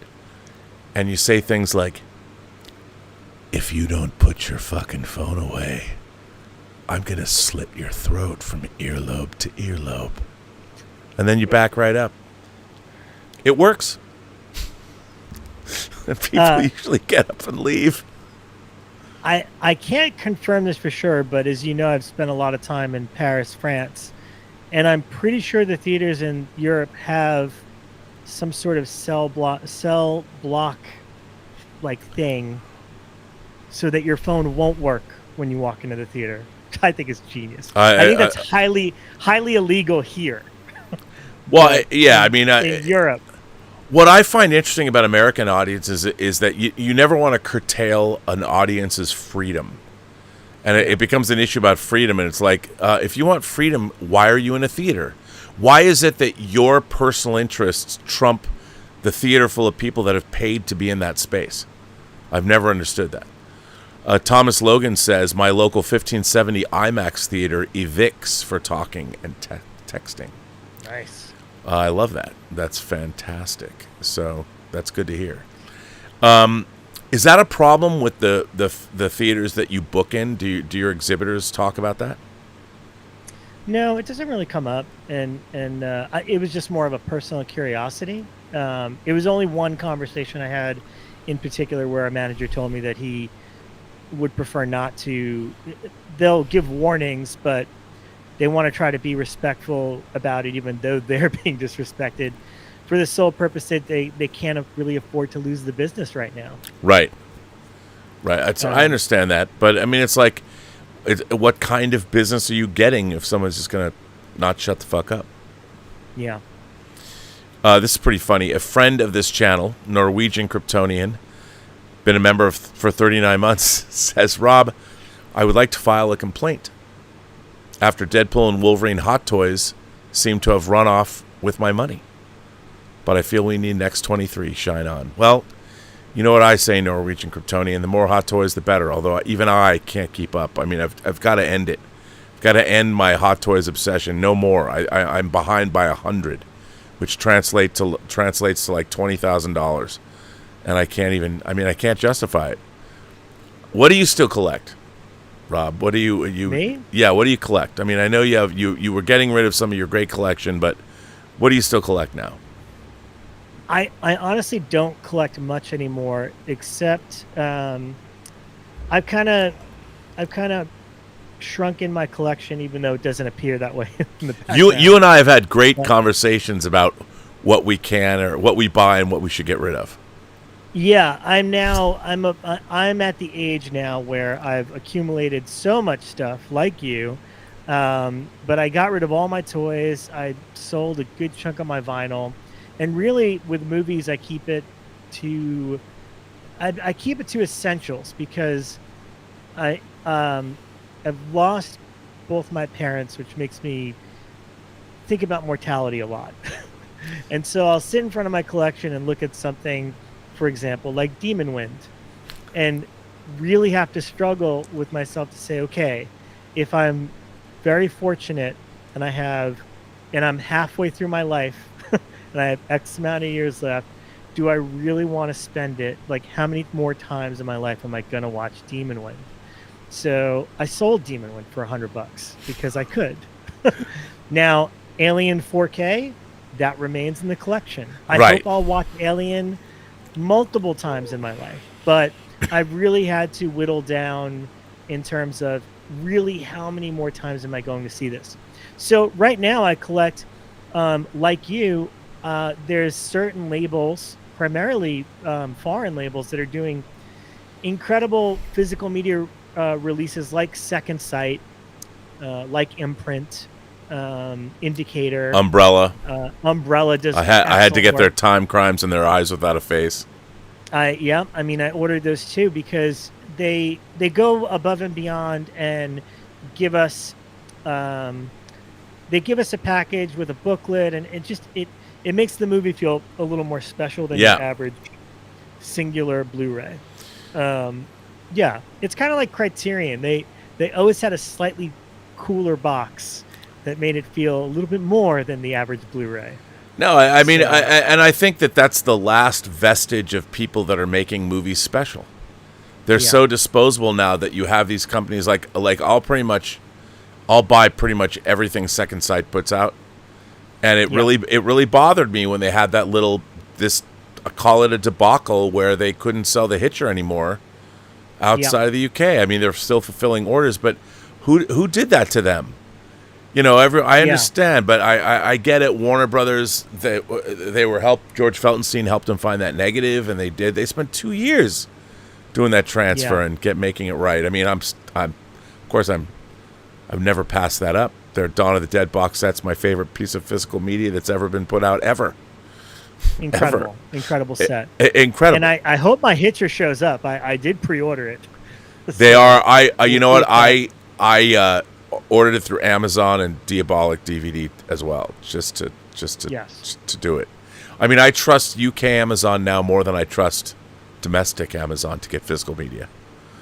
Like when my Studio Canal 4K of The Conversation showed up, like, all right, you know, it's I mean, we'll give a plug to Diabolic DVD. I tend to order from them more than anything because I'm sure you can agree, but I order stuff from Amazon. I'll order like $100 box set and they'll deliver it in a freaking plastic envelope and throw it at my door. And then I'll order a $5 thing of batteries that comes packaged in a giant box and wrapped up. And I'm like, what the hell? So I really respect companies like Diabolic DVD. There's another one called Orbit DVD. Yeah, Orbit. I ordered, that's where I ordered the Conversation disc from. Yeah. If you want to make sure your stuff is handled with care, order from those people. Well, and I'll tell you, even the boutique labels like Second Sight, I don't know if you follow the drama that I had with this big Second Sight order. No. So, okay, people know the weirdest thing happened. So there's a thing, it's called scraping, and it happened during the pandemic. I started getting these weird packages of all these Chinese products just that I never ordered from Amazon, and they would just show up on my doorstep. So I ordered this box from Second Sight that had a bunch of stuff. It had like the last 6 months of releases because they save up your releases and send them to you. It had like A Bittersweet Life, you know, and everything, the Sacrament, Ty West's The Sacrament, and all this stuff. And I ordered all that. And so I'm watching this package as it's, you know, tracking. And Second Sight does an amazing job. They individually bubble wrap each disc inside the box they send you. And then it's a great box. So I get this box. It's very light. I'm like, something's wrong. I open it up, and it's like this green plastic. I had it around here. This green plastic colander that turns out it's made to grow beans in. And that's what came from Second Sight. So somewhere from when they passed it off domestically, somebody took my discs and replaced it with this colander. And you could see they actually cut off my address label from the Second Sight box, slapped it on this colander box, and put a clear piece of packing tape over the ripped off Second Sight label and slapped it on my box. And I took pictures of everything, and I sent it to Second Sight. Unbelievable. It was crazy. And shout out to Alex at Second Sight, because he was like, wow, I've never even heard of anything like that. And they know, I mean, I'm fond of saying that if Second Sight were a girl, Second Sight would be Farrah Fawcett Majors from Logan's Run. You know, I don't know what that means necessarily, but they know what it means. So they knew that I would never besmirch my beloved Second Sight, but they got it out to me. But like you said, all the boutique, whether it's Umbrella, whether it's, and they put out, you know, I bought Lord of Illusions. They made like 500 copies of it. Do I need Lord of Illusions? Yeah. But I did. I wanted the director's cut. So, but now let me ask you this: back to theatrical, because we could geek out about physical media. What is your prognosis for the future of theatrical releases? Do you think movie theaters have a vibrant future? I think so. I mean, based on my limited experience, because I came in about, I don't know, 2 years ago, so it was kind of at that moment where theaters were just starting to bounce back from the pandemic. So even the numbers that I was seeing at that moment in time, I thought were pretty darn good. I was like, wow, I didn't realize this is how much movies made theatrically. And then I was told, well, that's nothing compared to what it used to be pre-pandemic. So I think the strikes really did a lot of damage in a lot of ways, and we don't need to go into the specifics of the why of it all, because you've articulated plenty of times before. But as long as we have several movies a year that are genuine, sincere, audience pleasers, things that really resonate with the audience and that the audience wants, we'll be okay. We were really nervous the first, 3 months of this year, because the strikes had finally caught up to theatrical, and there were not a lot of releases. I mean, I was excited to go see Beekeeper because that was the only new movie out. Right. So it was like, that was pretty good. Let's go see. It was pretty good. It's pretty good. It was really good. Argyle did not work as well as they had hoped. There were quite a few movies that were pretty decent at the beginning of the year that just weren't hitting numbers that were normal. That really shifted, I'd say, around the time Dune 2 came out. Dune 2 exceeded our expectations and kind of started to get the ball rolling again. And since then, we've had consistent hits. Yeah. But I do believe between Inside Out 2, then Twisters and Deadpool, to me, are kind of the Barbenheimer of this year. The Inside Out numbers were like Barbie numbers for a while. Yeah. That was mind-blowing, because obviously Disney has not done great numbers for the last year or two, but you do a straightforward Disney movie like people want, and it will perform, as been proven by that and now Deadpool. So I think there is an appetite for people. People will go to the movies if they feel like it's a collective experience and it's something they really want to see. I feel like Deadpool was kind of one of those cases where it's like everyone just wanted to see that movie. Everyone just wanted to have a good time, and they didn't want to be tied into having to watch 10 Disney Plus shows or whatever else. And I think we've got some exciting stuff coming in. I think Beetlejuice is going to perform way better than anyone's expecting. It looks good too. It looks good. I had a friend that saw a test screening of it very early in the year, and he said it was great. And what was cool about when he saw it is that because 90% of its practical effects, even the early version he saw was pretty done. Right. So that's kind of exciting that it'll be kind of like an old. I would love to see Tim Burton return to form. Me too, and hopefully this will be it. But between that and then we have Joker coming out, and there's a lot of exciting, which looks incredible. Yeah, I mean, I'm all on board, and I'm very excited. There's still a lot, and the thing that I love, and I think you do too, is like, I love the surprises. I love the movies that we had no idea were coming, like Longlegs, that just surprise us all and end up being great and doing great business. Last year, I think Godzilla -1 took everyone by surprise. I couldn't believe the theaters that wanted to play it, that predominantly, again, I love foreign films, but foreign films for the most part don't do well across the country. That was one that was the exception. That was a good word of mouth movie that people really went out of their way to see. So I don't know, it's promising. I mean, right before we started this live feed, I saw a handful of the D23 announcements. Yeah, there's a lot of great ones. Watch a couple of the trailers, and I'm like, hey, these all look exciting. So, I just think fundamentally we need to have this experience. I think there's enough people that want to go out and have this communal experience to keep it going. So I feel optimistic about theatrical going forward. Well, I do too, because, movies live and die by how they make their audiences feel. And, Top Gun Maverick made everybody feel, after the pandemic, coming back and seeing a film that was unpretentious. It knew exactly what it wanted to do, and it elicited the exact response from the audience that the audience wanted. And it made $1.5 billion because of it. And, Tom Cruise is usually pretty good, about that. And it's we need to see more of that. And I think we're going to get that. I think that the second guessing and, the emphasis on certain elements that were in Hollywood movies is kind of going away. And I think people are more buying into entertainment for entertainment's sake. I mean, that's what movies are supposed to do anyway. And it's interesting going back and watching. I mean, when I go back and watch a lot of my favorite films, like films from the 70s, for instance, or even a favorite science fiction film like Altered States that not a lot of people have seen. I mean, that was like my birthday movie when it came out. And, I watch it now, and that movie's just so smart. It's a movie that was made for adults that have I feel like when I watch Altered States, I'm like, I'm not as much of an adult as those people, and they were only in their 30s when they made that movie. They're a lot smarter than I am now. And so it's just, I was watching as a kid these movies that were incredibly intelligent genre films. I mean, I was watching the 4K of Phase 4 the other day.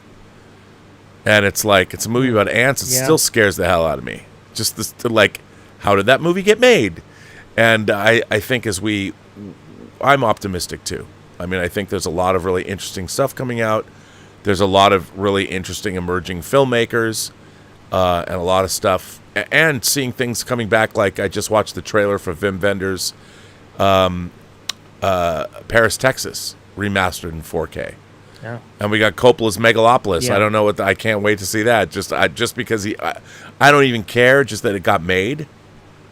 I can't wait. And a movie like The Substance. I mean, I'm a body horror fanatic, and when I was reading about the response to that movie and what it's about, I'm like, oh, sign me up. And you've seen it. Yeah, you're not prepared. That's my number 2 movie of the year for sure. I think. And God bless Demi Moore. Oh yeah, I mean it's a brave and incredible performance from her. The director, Coralie Fargiat, who directed Revenge, which I have from Second Sight. Revenge is I just rewatched it after The Substance. Revenge is a really cool, stylistic, excellent movie. I think The Substance is 10 steps ahead of that in terms of craft, direction, quality. It's definitely got her. She does. I was saying, I think I told you in confidence, I was like, I know that David Cronenberg has kids that are making movies now, but she is by far his true heir apparent. Right. And he's very angry and very French. So nothing wrong with that. And she's a girl, it's which makes it even better. It's a very angry French version of Cronenberg funneled through eyes. And trust me, it's got a message in the same way that Romero would really put it in. But it's not the whole movie. It's like the message is part of the DNA of the movie. Yeah, which is great. I mean, but yeah, The Substance left. I'm a diehard horror fan, have been for life, and I was very shaken and disturbed by that movie. I don't even think I'm going to see it again, but it is my number 2 movie of the year already. No, it's when I was because it kind of came out of nowhere. I didn't know anything about it. I read about it. Was at Cannes? I think it was Cannes where they first showed it. And when I read about it, I'm like, oh my god! Because I always talk to people about how whether it's horror novels or anything genre, I need to have an intellectual hook. Like what about? And I don't mean like to make me feel smarter. That's not what I mean. I mean something fascinating about the story that's being told. Yep. And The Substance was like, I'm like, count me in, coach, because that movie is, when I was just reading about it, tailor-made before it had even screened. I'd read about Yeah. like the 1-liner, 2-liner. I'm like, oh, count me in. Because we've seen some really. Titane was a really interesting film coming out of incredible movie, and there's been they're female directors, like you said, those angry French women bringing body horror to new heights. That's what I want to see. They're the best of the best. Yeah, and they are our new modern masters of horror. Those two in particular. Yes. And I'll tell you, there's a lot of. It's funny. Dieter and I always joke on Let's Get Physical Media. We now have new box sets of High Tension, Frontiers, Inside, and we just need Martyrs. Yep. Come on, Second Sight. Yeah. Where's Martyrs? Yeah. The most uplifting, family friendly. Yeah, I've got an import of Martyrs. I can't remember who put it out, but it's I like do. A fancy special edition. Yeah, and then also Leavied, the second movie from the Inside directors, Leavied. Have you ever seen that one? No. Dude, you have to find it. It's excellent. I got it. And by the way, it's Don't Breathe with a vampire, and they did it years before Don't Breathe. Oh, I got it. Okay. I met those guys in Sigis. And they were like kids in a candy store. They were literally bouncing off the walls. And when I met them, I like walked up with reverence. I don't know if it was when we were there for Hills Run Red if Parker and I were there, or if it was later when I met them for Femme Fatales. But I walked up and I said, "You guys." And they were like these kids going, "Really, man? You liked our movie? That's amazing! How you saw it?" I mean, they couldn't believe that I was. Well, I said, "Man, the greatest double feature I've seen in a long time is Martyrs and Inside."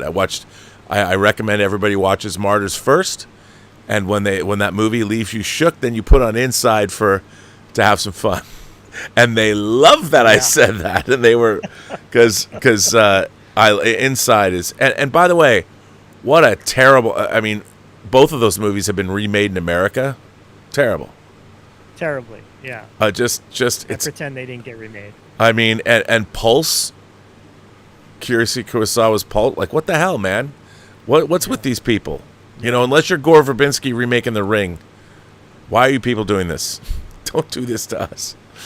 But, yeah.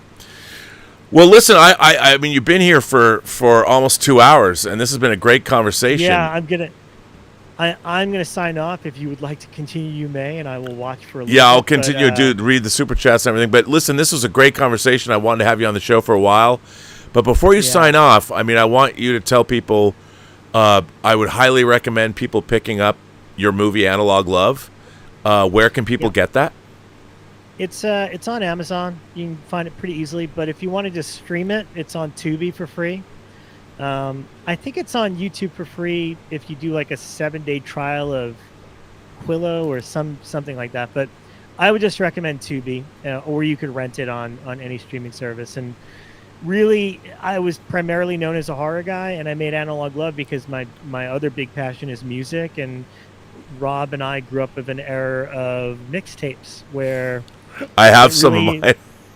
Yeah, I mean, it really meant something to put together the time and effort to physically make a mixtape for somebody, and my friend Joe Madry and I really wanted to capture that. And if I may, it's funny you mentioned Pulse before. I would like to plug Joe Madry's new book. Joe is an excellent author. He wrote Analog Love with me. Have it here just in case. He wrote a new book called The Soul of Wes Craven, and I've always been a fan of Wes. Joe has an incredibly meticulous mind. Wow, look at that book. That's a huge book. I got to get that. It really delves into, I mean, it goes into his very early years. It goes into college, the stuff that he was writing for his school newspaper, and basically how that all influenced everything that came after. But what really blew me away is the amount of projects he worked on that never came to be. Yeah. Including he was the one that was supposed to write and direct Pulse, the Via Dimension. So there's a bit about his version of Pulse in here. He did a Disney movie, a Disney TV movie. I think it's called Case Busters. And here's the thing I love about Disney Plus. and even Peacock is this way too. If you dig, their libraries are so vast. So I'm reading this and it says, oh yeah, Wes did this obscure Disney TV movie called Casebusters. And I go on Disney Plus. There it is. You can watch Wes Craven's Disney movie on Disney Plus right now. It's streaming on there. So I strongly recommend Soul of Wes Craven. Great book. Now tell us about, your website, which you've got back up. Invaluable resource for anybody who's interested in horror. You have years worth of your own work. Tell us about the website and where can people find it? Sure. The website is basically it's under my full name, Robert V. Galuzzo, which is how it's my film credit name, and robertvgaluzzo.com. Rob can spell it for you if you need. It's below you. Oh, great. Right. So That's Rob, but that's how you pronounce your last name. it's Robert V. Galuzzo is the website.com. But basically, I've spent 20 years. I created Icons of Fright in 2004, which was a horror interview site. It's how I met Dave Parker, who led me to Rob Burnett. And I've been everywhere. I've written for Fangoria, I've written for FearNet, I've written for Shock You Drop. And one of the sad things throughout the years is some of these websites just go defunct, and then all that material disappears into the ether, all this stuff that you worked really hard on. So between that, I've done, like Rob, I've also done hundreds of bonus feature material for DVD and Blu-ray releases. I've done music. I've done documentaries. I've done hundreds and hundreds of podcasts, including one for Dexter. And I just built a site where I restored all of it. Basically, obviously, I don't throw anything out since I collect so well, so I didn't throw out any of my articles. Everything that I've ever written for every publication is up on my website. Everything from FearNet to Fangoria and on, every podcast I've ever done, just all of it. It took a full year to build, but I'm very happy that it's all there because I don't know, I feel like we are the last generation to really have reverence for what came before and to try to keep the conversation going about these films. Like, that's what I think is so important about what Rob Burnett and people like you do. Who else is going to talk about these movies after us? Because I don't feel like people have as much reverence. Well, we lived through it, we lived through it. And we saw the evolution of all this, and we saw these filmmakers that people now have come to revere when they were first making movies. Whether it was Carpenter or whether it was, like you said, Wes Craven or Sean Cunningham or Joe Dante or John Landis or and then all the other filmmakers that came out of that time that weren't genre filmmakers. And it's interesting now because I feel like we did live, especially as a child. I'm a child of the 80s, really, and the confluence of music and movies. And how they intertwined, whether it was movies like, Penelope Spheris doing Suburbia, or Repo Man, Alex Cox's Repo Man, and I remember it led me to California Punk, that soundtrack, getting that soundtrack and all that stuff, and it was the same thing. It really got me into music. I was only listening as a kid. I started listening to soundtrack albums when I was 10. And that's all I listened to until I became more of a teenager. And then on my paper route, I would listen to music, and because I would have to deliver to 53 houses a day. And I was buying 12 inches and rifling through Tower Records, import thing. I would just buy sight unseen things I had no idea what they were, and that led me to bands like Depeche Mode or New Order or so many things I discovered doing that. Yeah, I mean, we were fortunate that we grew up in a time where it all fed into each other. Even the movies led you to a lot of science fiction in book form. Like, it probably 100%. brought you to things that you wouldn't have known about. So it is a beautiful thing that it all kind of tied in. And I think we have an inclination. I consider us video store clerks. The reason we do shows like this, we want to have the conversation and tell you about something cool we saw. I worked in video stores for 8 years, from 1980 to 88, and I worked at what was considered at the time the second video store in the United States. And then it was Video Station in LA, and then it was Video Space in Seattle, and my boss, who owned the store, Weston Nishimura founded the VSDA, the Video Software Dealers Association of America, that would have their big convention, and that became a huge lobbying group for, and it was wild. That was another thing. One of the things, maybe we should team up. One of my dreams is to I want to do the definitive documentary about the home video era, and I haven't been able to get anybody. I mean, I've talked to George Feltenstein about this, and I wanted to combine it. This is the 40th anniversary of Criterion. You know, they just announced this week that they're putting out that big box set. They're 40th, but it's not. It feels a little.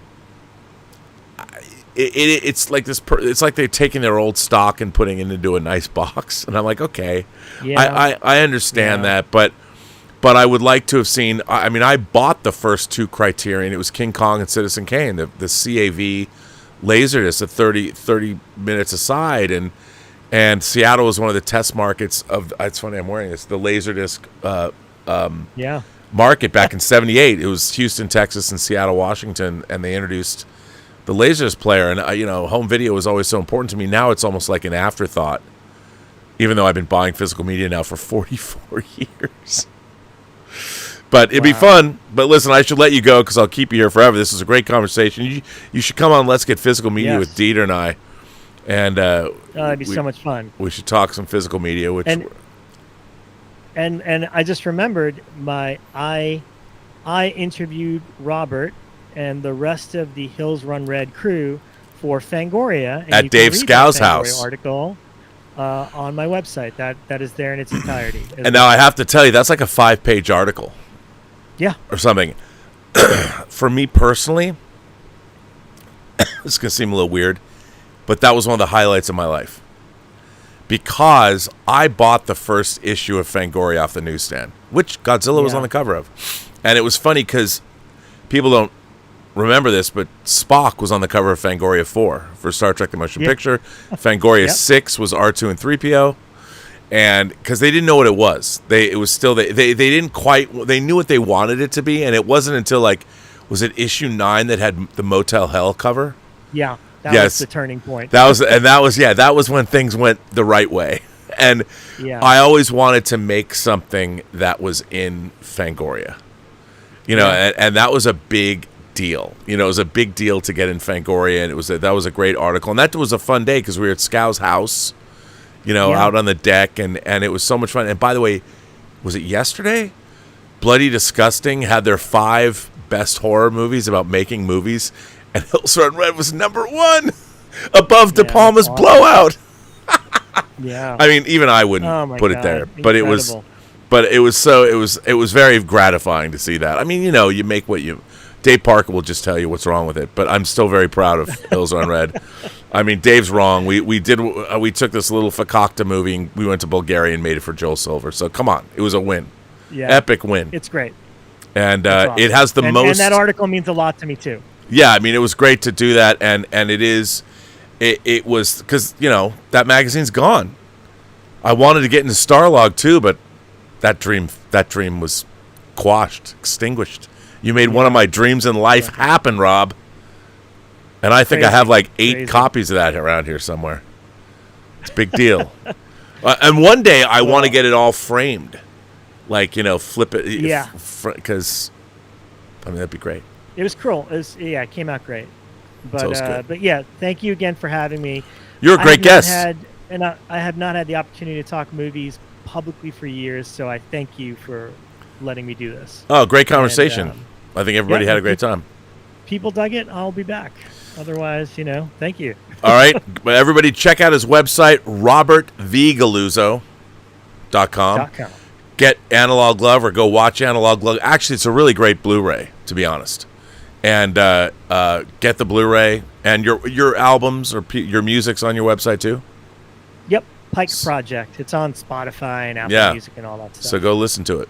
Well, Rob, thank you very much for being on this cool Friday. It's like a midnight metal, but thank you for being on the show. And I will let you go. All right, man. I will see you later. Take care. Thanks. All right. So that was Rob. It was great to have him here. I am going to dismiss him, but that was an awesome thing. Let me get to your super chats. And if you people are still here, I've not forgotten you. Shogun Orta says, I've never understood the concept of a lost leader. Is the product that's the lost leader supposed to become a real leader at some point? Well, I think I can speak to that and put it in physical media terms. I've told this story before, but and this was a bummer. But when I was working on Superman Returns, at the time it was a big movie for Warner Brothers, and they plan out what they're going to do before the movie comes out. And I was working on I was filming a documentary for that movie for 2 years, and I thought we were going to get a 3-disc set, and then Walmart didn't want that. They only wanted a 2-disc set. And at the time, they sold almost 50% of all the physical media sold in the world. So we had to do what they said. So we had to cut our documentary down. But as a lost leader, they made a vanilla-only version of Superman Returns without our documentary. So it's just the movie only. And what they do is they have Superman Returns as an incentive to come into the store. So the idea is a lost leader is something that gets people to come in the store to spend a lot more money. So that's what they do. And if a new movie came out and they gave you a vanilla-only version that they could sell for like $8.99, come get this new movie that would normally sell for $19.99. People come in to get their bargain, and then once they're in the store, they hopefully will spend a lot more money. So that's the idea behind that. Major Chai Chai says, happy birthday, Robert. Thank you. I love our little picture on Instagram. Sujis says, Joseph Kosinski's F1 movie with Brad Pitt is an Apple TV property, but will have an IMAX theatrical run, heavily inspired from the 60s Grand Prix movie. I love Grand Prix. I have it. I own a copy of it. I love that movie. I'd love to see it in 4K. That movie's really dope. I'm a huge fan. Thomas Logan says, Rob, your theory suggestion about a mirror version of Iron Man that was in the last observations I did, 08, totally convinced me that Robert Downey Jr. playing a Stark that becomes Doom is awesome. Well, the last episode of Robservations, look, as I said, I haven't talked to anybody. I don't know if they're going to do that. I just think road less traveled stories and seeing what would happen have always been irresistible when they're well done. And I'm like, it seems odd to me that they're going to give us a Doctor Doom that's totally different. I mean, they might. Why wouldn't Robert Downey Jr. play a Doctor Doom, a Victor Von Doom? But I personally think that's a little weird. I think you couldn't separate yourself from Tony Stark. But if he did start out as Tony Stark, and the story we get to watch is how, because the idea that, and what I think is great stories, we all relate to great stories, and we can all see a little bit of ourselves in great stories. And what is more irresistible? That's why I love Jared Leto's movie Mr. Nobody, or Sliding Doors or whatever. But we always were obsessed, I think, with the idea of if only I had done this other thing, if only I hadn't done that, if only I'd done.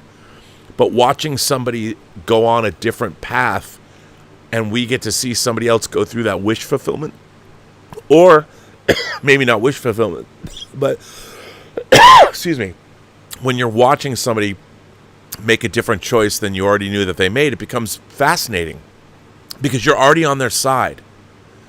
And when you watch, we'll be able to watch how a person's decisions forge who they later become. That is in itself interesting. That's the only reason why I posited that idea. So, yeah. So who knows? David Crabtree actually has fired in a bunch of tips and said, good evening, Sir Rob. It may feel like I've been dragging on my feet with my graphic novel, The Cybermech Saga. I feel like I'm creating something special. I'm putting my heart into this project. I look forward to sharing it. You know what? Just like Paul Masson, sell no wine before it's time. Put all your heart and soul into it. Make it what you want it to be. You can't. If something takes a long time, it takes a long time. It takes as long as it's going to be. Just do me a favor. Don't give up. A lot of people have projects and they just keep doing them forever. Like David Gerald's fourth War Against the Tor novels. Actually, fifth novel. There's 4. The most readable books ever, and then he just stopped. It's been like 30 years. Come on, David. I've read those books 4 times. Why can't you do that? But I understand. David Crabtree goes on to say, Rob, this is a random political note. With everything going on right now, I have no reservations stating I'm 100% for Trump. Always have been. That being said, I know your political stances, and I wouldn't change a damn thing about your views, your beliefs, political and otherwise, make you who you are, and I wouldn't change a damn thing about that. As a conservative, I admire you because of your beliefs and our differences. David, this is why I've always liked you. And I believe that.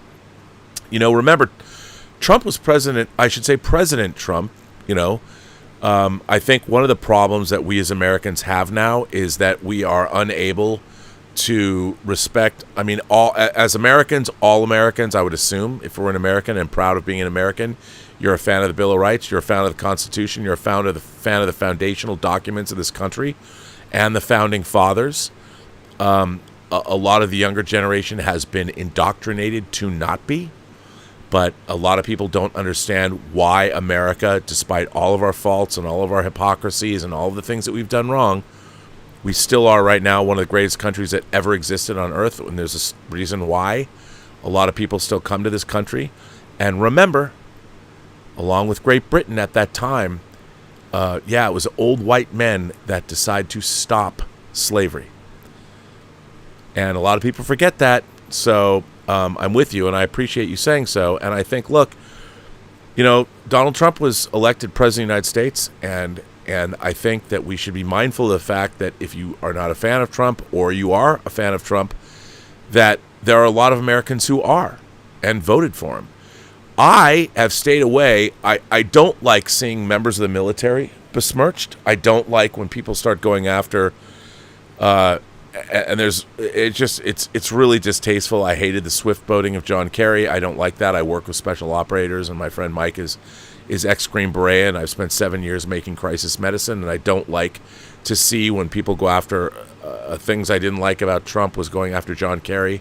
Not John Kerry, but John McCain, saying he didn't like people who got captured. That was just beyond the pale. But we need to be able to talk to each other despite our differences. That's what adults and that's what Americans do. We talk. And this rhetoric, by the way, we have been programmed to hate each other.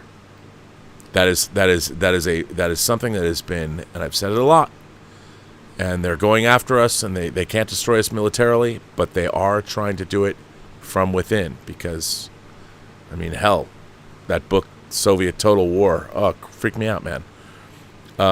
Beckmeninoff or whatever, go watch that guy, that Soviet defector. Thomas Logan says, I already said that. Alvaro Zinos says, in June, Sony bought the Alamo Drafthouse. Do you think this could lead to Sony theatrical content exclusives at the Alamo? Other corporations to buy theater chains? I hope so. Obviously, Sony does not have a streaming service. And by having their own theaters, they can guarantee that their movies get a theatrical release, adding to their value. I think it's a great move.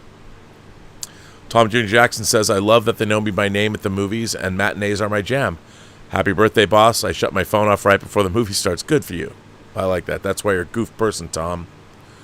Scott Bartholomew says, drive-in theaters with modern sound and 8K screens. Well, look, in my mind, the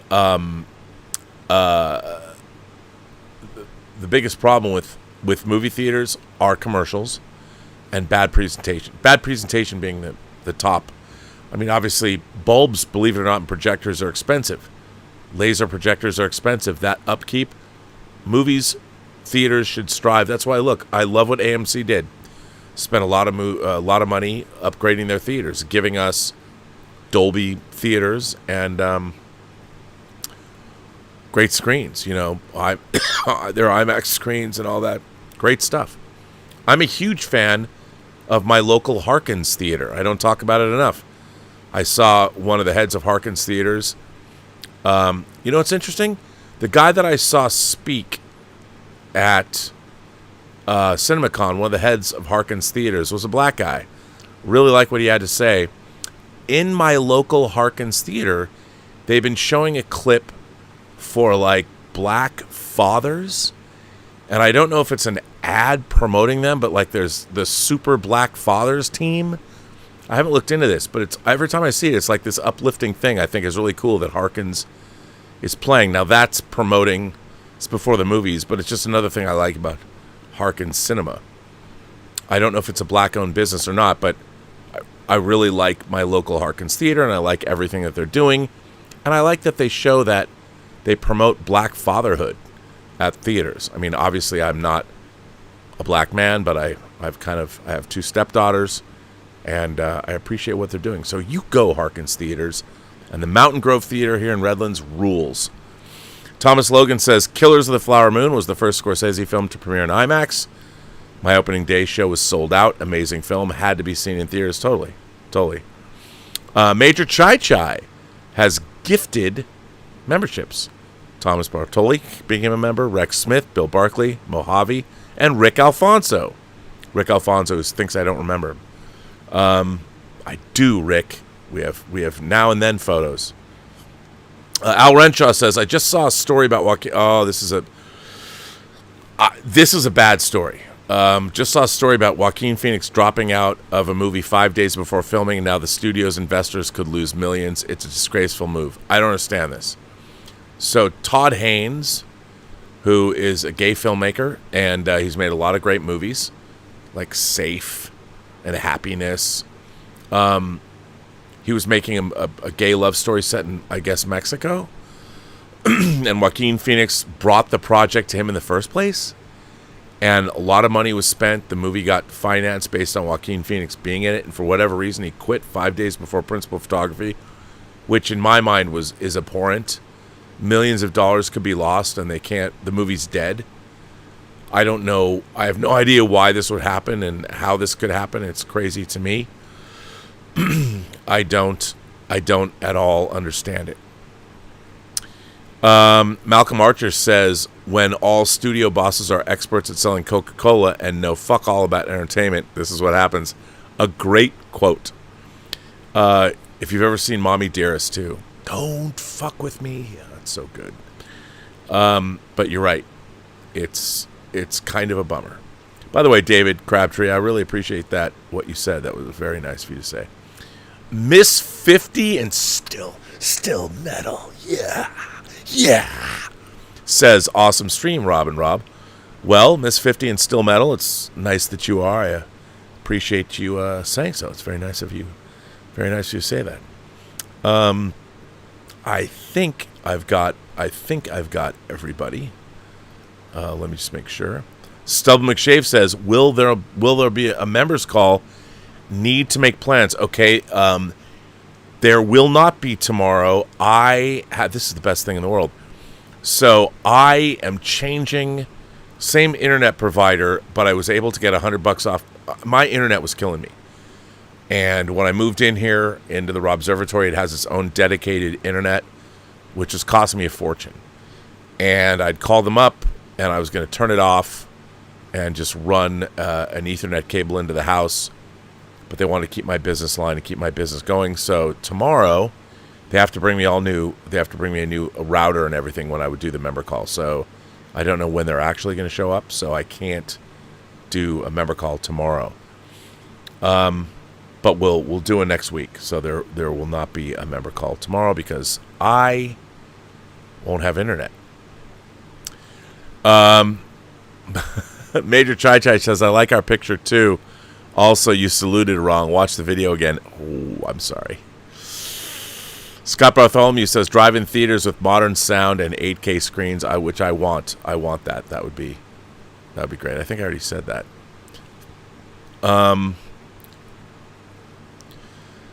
Let's see what else. I think I've got everybody. I think I'm going to end this stream as long as I've caught up. So yeah, this has been good. I wanted to do the stream, and I want to thank everybody who was here earlier that came back. That was so...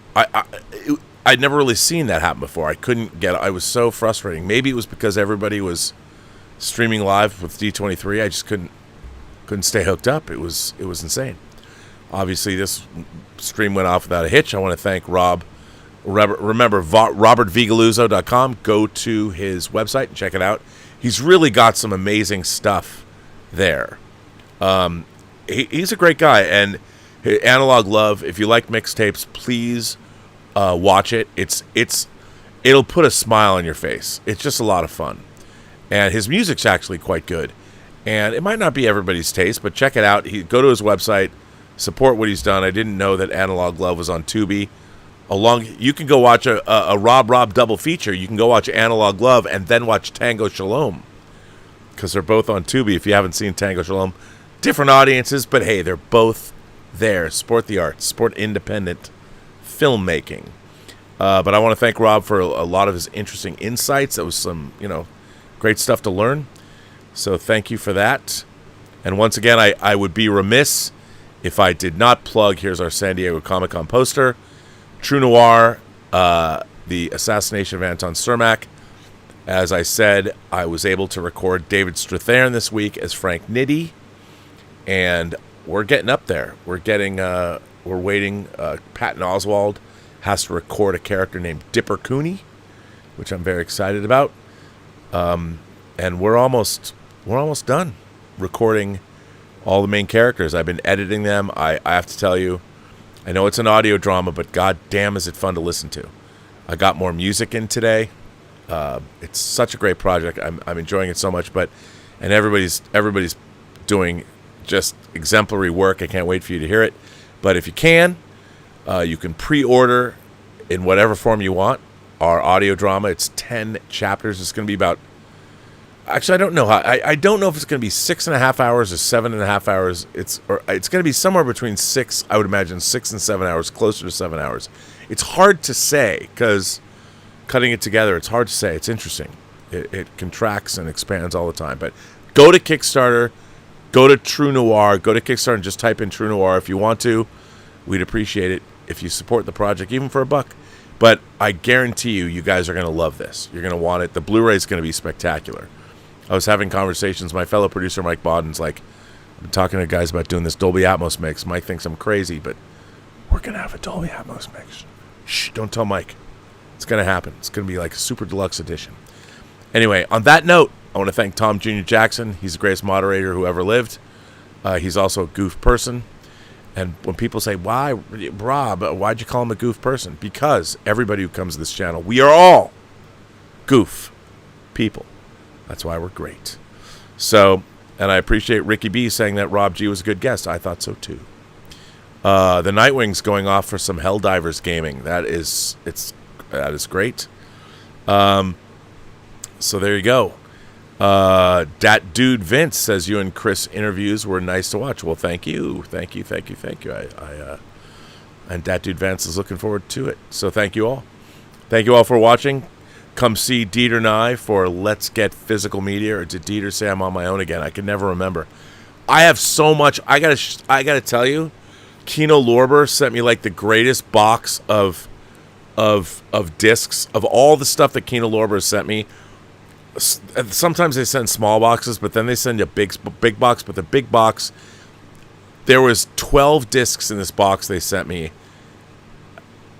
And it was it's 5 4K discs and 5 Nature Strike Back Blu-rays. I mean, I was like a pig in shit. It was amazing. So thank you, Kino Lorber. You'll see it on Sunday. And on that note, remember, every person you meet has a story to tell that you have yet to hear. And all you have to do is listen. And with that, I say to all of you, have a better night.